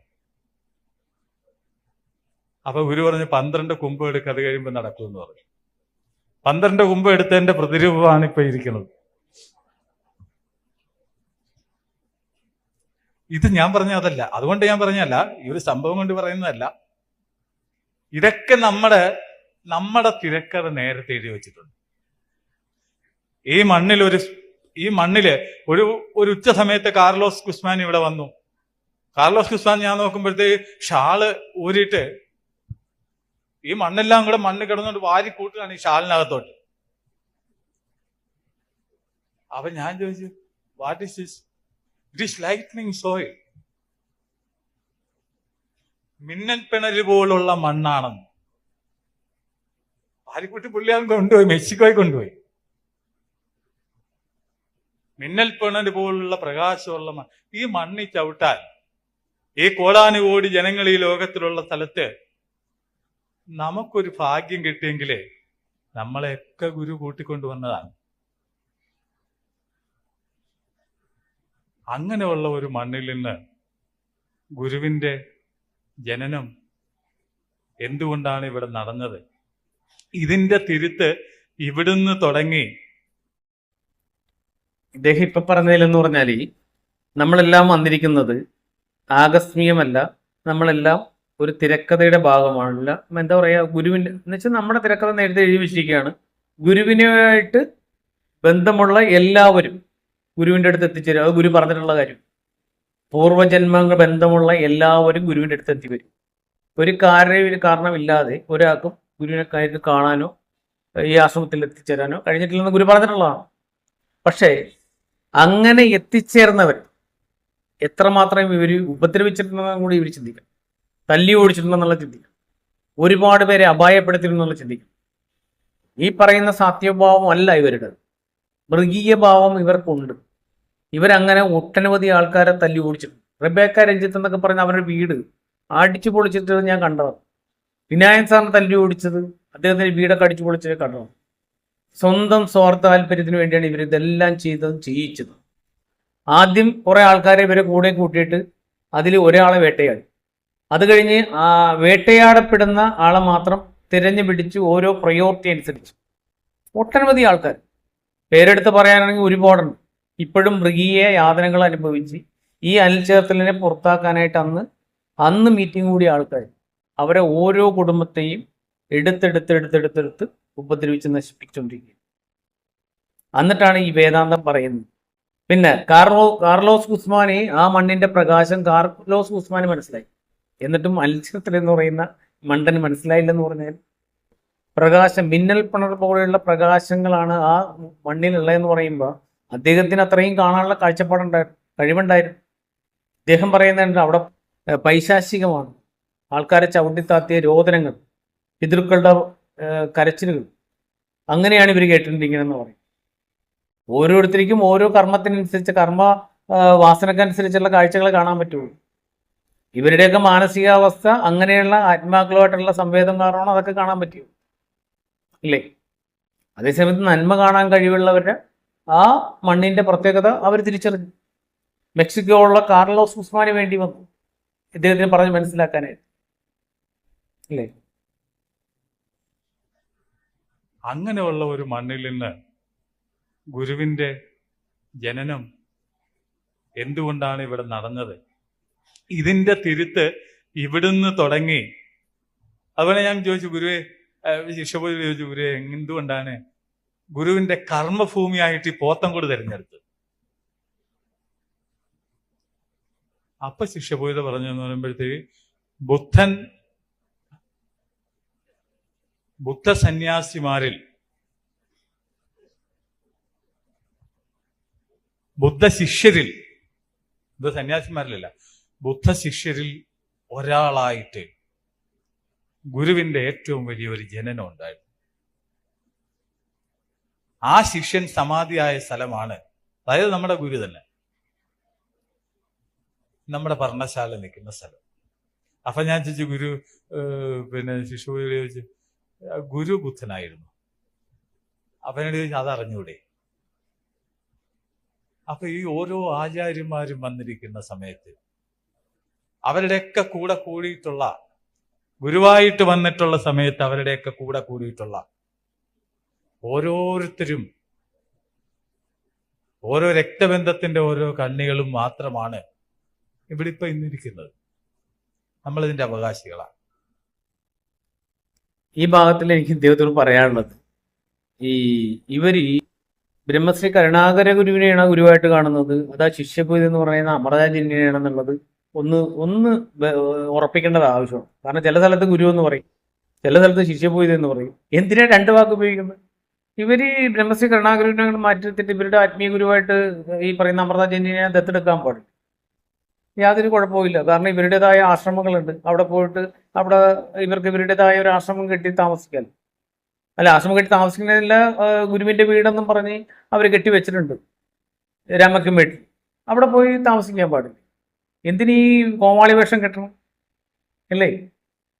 അപ്പൊ പിന്നെ ഗുരു ഇവിടെ വന്നിരുന്ന ഗുരു തന്നെ പറഞ്ഞിട്ടുണ്ട്, ഇവിടെ പോത്തൻകോട് എന്തുകൊണ്ടാണ് ഗുരു വന്നിരിക്കുന്നത്, ഗുരുവിന്റെ കർമ്മഭൂമിയായിട്ട് എന്തുകൊണ്ടാണ്. ഇതിപ്പോ ഈ ശിഷ്യഭൂതി തന്നെ പറയണമെന്നില്ല, ഇവരൊക്കെ മാറ്റി പറയുന്ന ആൾക്കാരല്ലേ. ചരിത്രം പഠിച്ചു കഴിഞ്ഞാൽ ഗുരു പറഞ്ഞിരിക്കുന്ന ഒട്ടനവധി ഗുരുവാണികളിലുണ്ട്. ഈ ഗുരു എന്താ പറയുക, വസിച്ചിരുന്ന ഈ ശാന്തിഗിരി ആശ്രമം സ്ഥിതി ചെയ്യുന്നിടത്ത് ഈ പോത്തൻകോട് എന്ന് പറഞ്ഞ ബുദ്ധവൻ കാടെന്നാണെന്ന് ഗുരു പറഞ്ഞിട്ടുണ്ട്.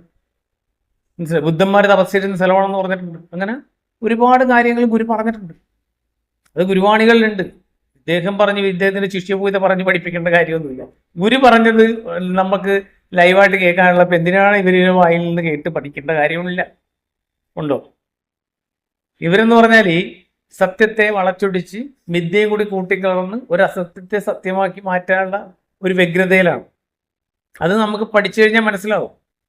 ആശ്രമത്തിന്റെ ചരിത്രം പഠിച്ചു കഴിഞ്ഞാൽ, ഇവരുടെ രീതികൾ പഠിച്ചു കഴിഞ്ഞാൽ, ഇവിടുത്തെ സ്വഭാവങ്ങൾ പഠിച്ചു കഴിഞ്ഞാൽ, ആശ്രമ സംവിധാനങ്ങൾ പഠിച്ചു കഴിഞ്ഞാൽ നമുക്ക് മനസ്സിലാവും. മനസ്സിലായോ?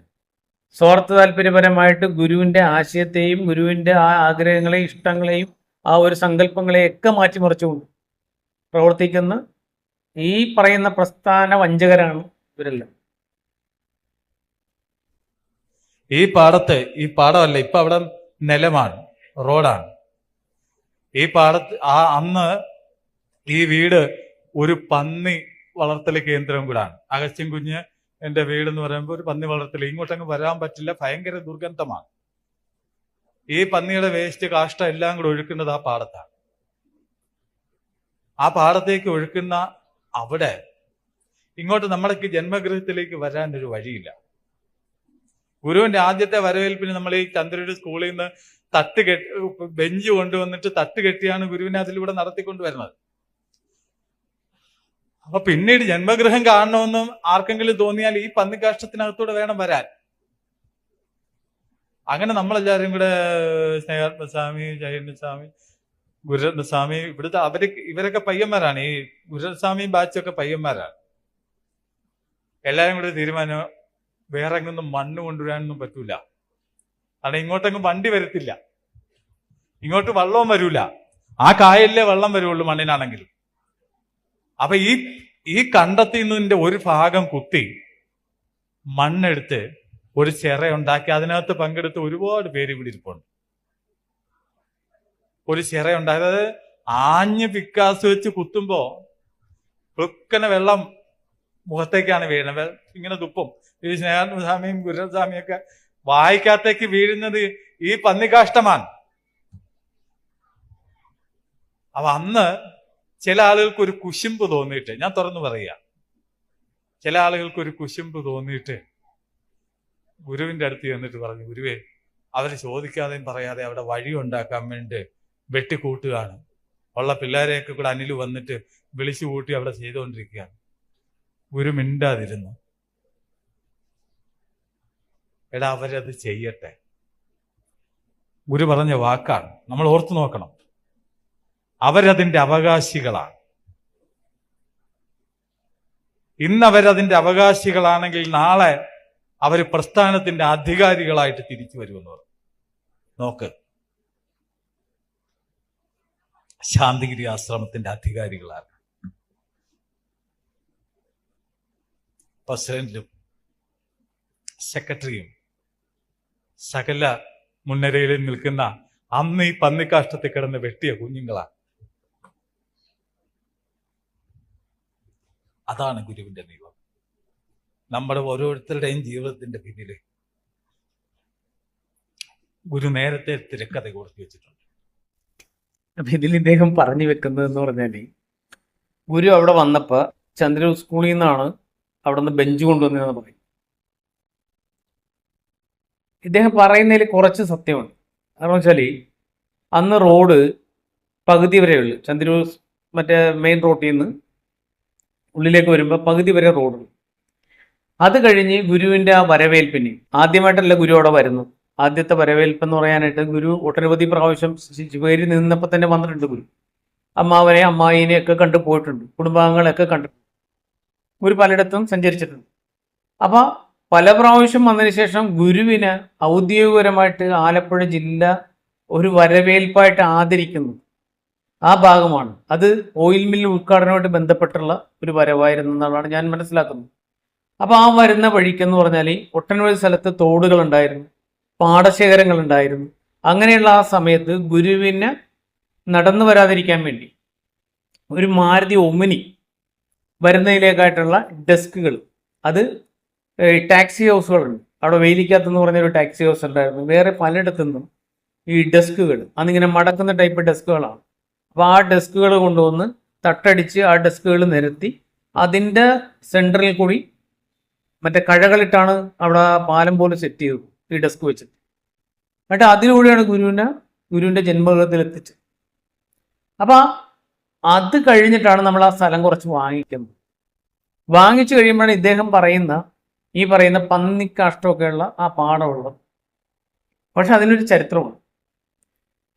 ഗുരുവിന്റെ ആത്മസുഹൃത്ത് എന്ന് വെച്ചാൽ ശ്രീകൃഷ്ണ പരമാത്മാവിന് കുചേലൻ എന്ന് പറയുന്നത് പോലെ ആയിരുന്നു അഗസ്ത്യ കുഞ്ഞെന്ന് പറയുന്ന ഗുരുവിന്റെ സ്നേഹിതൻ. ആ സ്നേഹിതനാണ് ഈ പറയുന്ന പന്നീനെ വളർത്തിക്കൊണ്ടിരുന്നത്. അപ്പൊ ഗുരു ഞാൻ ഉൾപ്പെടെയുള്ള ഈ ചൈതന്യസ്വാമി എന്ന് പറയുന്ന ആൾ ഉൾപ്പെടെയുള്ള അവിടെ സേതലവി സാറ് അങ്ങനെ പല ആൾക്കാരും ഗുരുവിനെ ജയന്തി ക്ഷണിക്കാൻ വരുള്ളൂ. അന്ന് ഇവർ കൂട്ടുകുടുംബത്തിന്റെ സെക്രട്ടറി പ്രസിഡന്റുമാര് ചന്ദ്രൂർ കൂട്ടുകുടുംബത്തിന്റെ ഈ ആശ്രമത്തിന്റെ തന്നെ ഞാനെന്ന് പറഞ്ഞ ശാന്തിഗിരി ആശ്രമത്തിന്റെ ശാന്തി മഹിമയുടെ അവിടുത്തെ ചന്ദ്രൂർ യൂണിറ്റിന്റെ പ്രസിഡന്റാണ് കുട്ടികളുടെ. അപ്പൊ ഇവര് ക്ഷണിക്കാൻ വരുമ്പോൾ എന്നെയും കൂടി കൊണ്ടുവരുമായിരുന്നു. അന്ന് ഗുരു പറഞ്ഞിരുന്നത് അവിടുത്തെ നാട്ടുകാരെ എങ്ങനെ നോക്കണം നമ്മൾ, എനിക്ക് അവരോടൊക്കെ നല്ല ബന്ധമുള്ളതാണ്. ആ നാട്ടിൽ നിന്നൊക്കെ ഞാൻ പലരുടെയും വീടുകളിൽ നിന്ന് ജാതിമത ഭേദമന്യേ പല വീടുകളിൽ നിന്നും ഭക്ഷണം കഴിച്ചിട്ടുണ്ട്. അതിന്റെ നന്ദി എന്നുള്ള അതിന്റെ ഒരു സ്മരണ എന്നുള്ള രീതിയിൽ അവരെയൊക്കെ എങ്ങനെ കെയർ ചെയ്യണമെന്ന് ഗുരു ഇവരുടെ മുമ്പ് വെച്ച് എന്നോട് പറഞ്ഞിട്ടുള്ളതാണ്. അതുകൂടാതെ ഈ അഗസ്ത്യൻ കുഞ്ഞിന്റെ കാര്യം അദ്ദേഹം ജീവിച്ചിരിക്കുന്ന കാലത്തോളം അത് നടത്തിക്കോട്ടെ, അത് കഴിഞ്ഞിട്ട് അത് തന്നെ അവർ നിർത്തിക്കോളും. പക്ഷെ പിന്നീട് ഇവർ ചെയ്തെന്താണെന്നറിയും, അവിടെ ചിറയൊക്കെ കിട്ടി. പിന്നെ ഈ ഗുരുരത്നസ്വാമി എന്ന് പറയുന്നത് വെറുതെ ഹൈലൈറ്റ് ചെയ്യും. ഈ അനിൽ ചേർത്തൽ എന്ന് പറയുന്ന ആൾ അവിടെ വന്ന് നിന്നിട്ടുണ്ട്, പണിയെടുക്കാനുണ്ട്, ഡയറക്ഷന് വേണ്ടി. അവിടെ കുറെ ആൾക്കാർ വരും, അവരെയൊക്കെ ഡയറക്ഷൻ അവർക്ക് കുത്ത് ഇത് കുത്ത്. ഈ ചൈതന്യസ്വാമി 7000 വന്നിട്ടില്ല അവിടെ പന്നിക്കാട്ടൻ അവിടെ കുത്താനായിട്ടൊന്നും. അപ്പൊ അവിടെ ചിറ പിടിപ്പിക്കാൻ ഒരുപാട് പാവപ്പെട്ട ആൾക്കാർ വിശ്വാസികൾ വന്നിട്ടുണ്ട്. ഇവരെയൊക്കെ മുമ്പിൽ അവിടെ കുത്ത് ഇവിടെ കുത്ത് എന്ന് പറയുന്നത് മാത്രമാണ് ഇതിനൊക്കെ ചെയ്തേക്കുന്നത്, ഡയറക്ഷൻ ചെയ്തിരിക്കുന്നത്. പിന്നെ ഗുരു പറഞ്ഞത് അവകാശികളായി മാറും. ശരിയാണ്, ഗുരുവിന്റെ കാലഘട്ടത്തിൽ വന്നിരുന്ന എല്ലാവരും ഗുരു പറഞ്ഞിരിക്കുന്ന അവകാശികൾ എന്നാണ്. പിന്നെ അധികാരികൾ ഏറ്റവും കൂടുതൽ അവകാശികളെക്കാൾ വലുതാണ് അധികാരികളെന്ന് ഒരിക്കലും നമുക്ക് പറയാൻ പറ്റുമോ?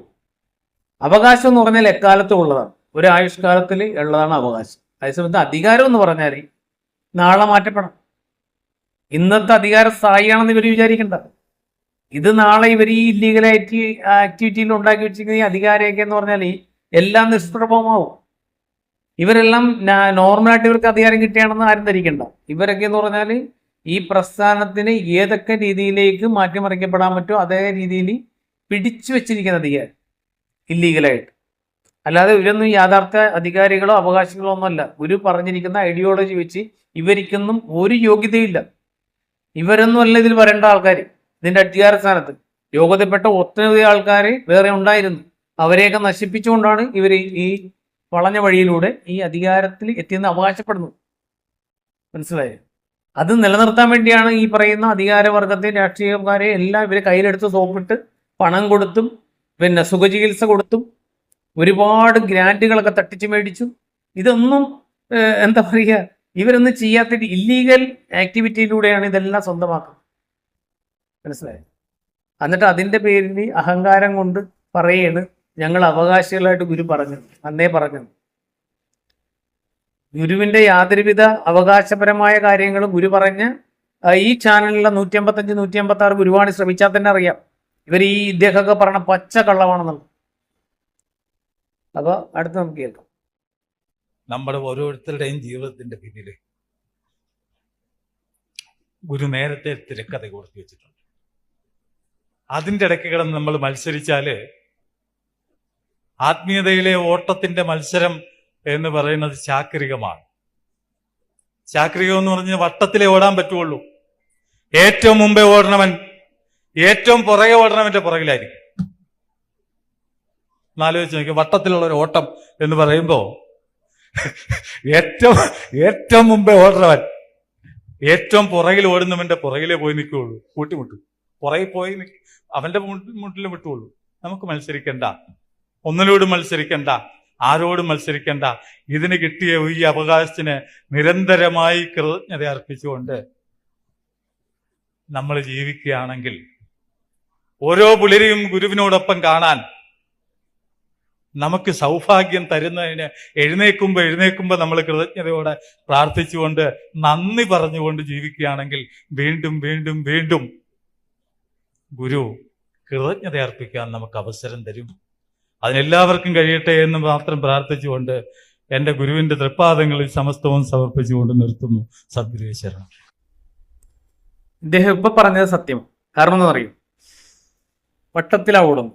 അപ്പൊ ഏറ്റവും മുമ്പേ ഓടണം ധരിക്കണവൻ ഏറ്റവും പുറകെ ഓടണവന്റെ പുറകിലായിരിക്കും എന്ന് പറയുന്നത് അത് കറക്റ്റാണ്. കാരണം എന്ന് വെച്ചാൽ അത് ധരിക്കുന്നത് പോലെയും ഇപ്പൊ ഇവര് ധരിക്കുന്നതെന്ന് വെച്ചാൽ ഞങ്ങളാണ് ഗുരുവിന് വേണ്ടി ഏറ്റവും മുമ്പേ ഓടുന്നത്, അല്ലെങ്കിൽ ഗുരുവിന്റെ പ്രസ്ഥാനത്തെ വളച്ചൊടിച്ച് ഞങ്ങളാണ് അധികാരികളായിട്ടിരുന്ന് ഇതിന്റെ മുമ്പേ ഓടുന്നത് ധരിക്കുന്നത് ഇവര് സത്യത്തിൽ ഏറ്റവും പുറകെ ഓടുന്നവന്റെ പുറകിലാണ്.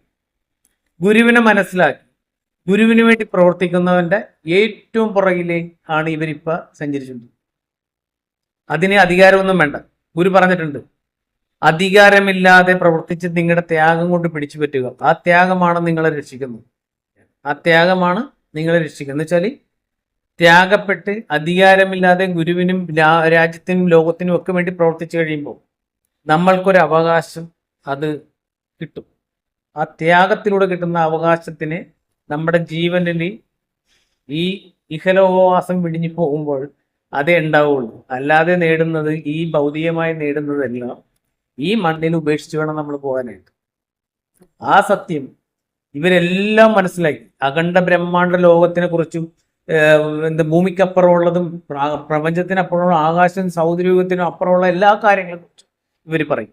പക്ഷെ സ്വന്തം തട്ടകത്തിൽ എന്ത് നടക്കണം എന്നുള്ള കാര്യം ഇവർക്ക് അറിയാൻ പാടില്ല. മനസ്സിലായോ? എന്നുവെച്ചാൽ ചെയ്യേണ്ട ചെറിയ കാര്യങ്ങൾ പോലും ഇവർക്ക് അറിയില്ല. വലിയ വലിയ കാര്യങ്ങൾ ഇങ്ങനെ പറയാൻ മാത്രമേ ഇദ്ദേഹത്തിനൊക്കെ അറിയൂ. അപ്പൊ അതുകൊണ്ട് ഞാനിപ്പോ പറഞ്ഞെന്ന് വെച്ചാൽ ആ ഒരു ചോതി ആഘോഷത്തിൽ, ചോതി 25ാമത് ജൂബിലിക്ക് ഇദ്ദേഹത്തിന്റെ ഈ പ്രസംഗം എന്ന് പറഞ്ഞാൽ ഇദ്ദേഹം കൂടുതൽ ഉപയോഗിച്ചത് എന്ന് പറഞ്ഞാൽ ഗുരുവിന്റെ കുടുംബാംഗങ്ങൾ പുണ്യമില്ലാത്തവരാണെന്ന്, ഗുരുവിന്റെ നാടിനെ മോശപ്പെടുത്താനും ഉള്ള കാര്യങ്ങളാണ്. പിന്നെ മറ്റൊരു കാര്യം എന്ന് പറഞ്ഞാൽ അവിടെ ഗുരു പറഞ്ഞ ആ ഒരു പന്നി ഫോമിന്റെ കാര്യം, അത് ഗുരു പറഞ്ഞ അദ്ദേഹത്തിന്റെ കാലഘട്ടത്തിൽ അത് നിർത്തുമെന്ന് പറഞ്ഞിട്ട്, പക്ഷെ ഇവരതിന് എന്ത് ചെയ്തെന്ന് വെച്ചാൽ ഗുരു ശരീരം വിട്ട് കഴിഞ്ഞപ്പോൾ ഈ അമൃതാജന്യ അധികാരം കയ്യേറി കഴിഞ്ഞപ്പോൾ എന്ന് പറഞ്ഞാൽ ഈ ചൈതന്യസ്വാമിയുടെ നേതൃത്വത്തിൽ ആ പന്നി ഫാമിൽ കൊണ്ട് ഇലക്ട്രിക് വയർ, ആശ്രമത്തിൽ നിന്ന് ഇലക്ട്രിക് വയർ വെച്ച് 2 പന്നികളെ കൊന്നു. 2 പന്നികൾ ചൈതന്യസ്വാമി ചെയ്യിച്ചത്. മനസ്സിലായ? മൃഗീയമായിട്ട് അന്ന് 10-30 പന്നി അവരുടെ ഫാമിലി ഉണ്ടായിരുന്നു. ഈ പറയുന്ന അഗസ്റ്റിൻ ചേട്ടൻ്റെ, അഗസ്റ്റിൻ കുഞ്ഞ് എന്ന് പറയുന്ന ഗുരുവിന്റെ കൂട്ടുകാരന്റെ പന്നി ഫാമിൽ കയറിയിട്ട് ഇവർ ചെയ്ത മൃഗീയമായ പ്രവൃത്തിയാണ് ഞാൻ പറയുന്നത്. അദ്ദേഹത്തിന്റെ മകൻ ജോസ് ചേട്ടൻ ഇത് കണ്ട് രാത്രി എഴുന്നേറ്റ് അദ്ദേഹം യൂറിൻ പാസ് ചെയ്യാനായിട്ട് പുറത്തു വന്നതാണ്. അദ്ദേഹം ഇത് കണ്ടിരുന്നു. അദ്ദേഹം കണ്ടപ്പോൾ അദ്ദേഹം മനസ്സിലായി ആരൊക്കെയാണെന്നുള്ളതൊക്കെ അദ്ദേഹത്തിന് അറിയാം. ഞാനിപ്പോൾ പേരൊന്നും വെളിപ്പെടുത്തുന്നു. പക്ഷേ ചൈതന്യസ്വാമിയുടെ നേതൃത്വത്തിലാണ് ചെയ്തതെന്ന് എനിക്കറിയാം. അതിൻ്റെ വ്യക്തമായിട്ട് ആരൊക്കെ പങ്കെടുത്തെന്ന് എനിക്കറിയാം. എല്ലാം എനിക്കറിയാം. ഇത് അമൃതാജിന്റെ നേതൃത്വത്തിൽ, അമൃതാജിന്റെ നിർദ്ദേശം അനുസരിച്ച് ഈ ചൈതന്യസ്വാമി ചെയ്യിച്ച പരിപാടി. ആശ്രമത്തിൽ നിന്ന് ഇലക്ട്രിക് വയർ എടുത്തിട്ട് പന്നിയുടെ ദേഹത്ത് ചുറ്റിയിട്ട് അവിടെ നിന്ന് കരണ്ട് കൊടുത്ത് 2 പന്നികളെ കൊന്നതാണ്. പിന്നെ ആ പന്നിക്കൂട്ടി കയറിയവന്മാർ രക്ഷപ്പെട്ടു പോകുന്നത് അത് ഭാഗ്യം കൊണ്ടാണ്. കാരണം ഒന്നറിയും, അത്രക്കും അജാനുബാഹികളായ പന്നികളായിരുന്നു അതിനകത്തുണ്ടായിരുന്നു. അത് 2 ഇടിയിടിച്ചെങ്കിൽ അവന്മാർ ചത്തുപോയത്. അപ്പം ഞാനിത് പറഞ്ഞതെന്ന് പറഞ്ഞാൽ സാത്വിക പ്രസംഗം നടത്തുകയും ഈ ഭൗതികപരമായിട്ടുള്ള ലൗകിക സുഖങ്ങളൊക്കെ ആസ്വദിക്കുകയും മറ്റുള്ളവരെ വിഡ്ഢിവേഷം കെട്ടിക്കുകയും ഒക്കെ ചെയ്തിട്ട് കള്ളങ്ങൾ, ഗുരുവിൻ്റെ പേരിൽ ഇത്രയും കള്ളങ്ങൾ പറയാനായിട്ട് ഇതേപോലുള്ള ഈ മനുഷ്യജന്മങ്ങളെ നമുക്ക് എന്താണ് പറയേണ്ടതെന്ന് അറിയില്ല. അവർക്ക് ഗുരുവായിട്ട് എന്താണോ ഗുരുവിൽ നിന്ന് കിട്ടേണ്ടത് അത് കിട്ടട്ടെ എന്ന് പ്രാർത്ഥിക്കാൻ മാത്രമേ നമുക്ക് പറ്റുള്ളൂ. പക്ഷേ ഒരുപാട് പാവപ്പെട്ട ആൾക്കാരെ ചതിച്ച് വഞ്ചിച്ച് ഇവർ തെറ്റിദ്ധരിപ്പിച്ചാണ് ഇവരുടെ ഈ പ്രയാണം. ഇതിനൊരു അറുതി ഉടനെ ഉണ്ടാവുന്ന പ്രതീക്ഷയോടെ സദ്വേഷം.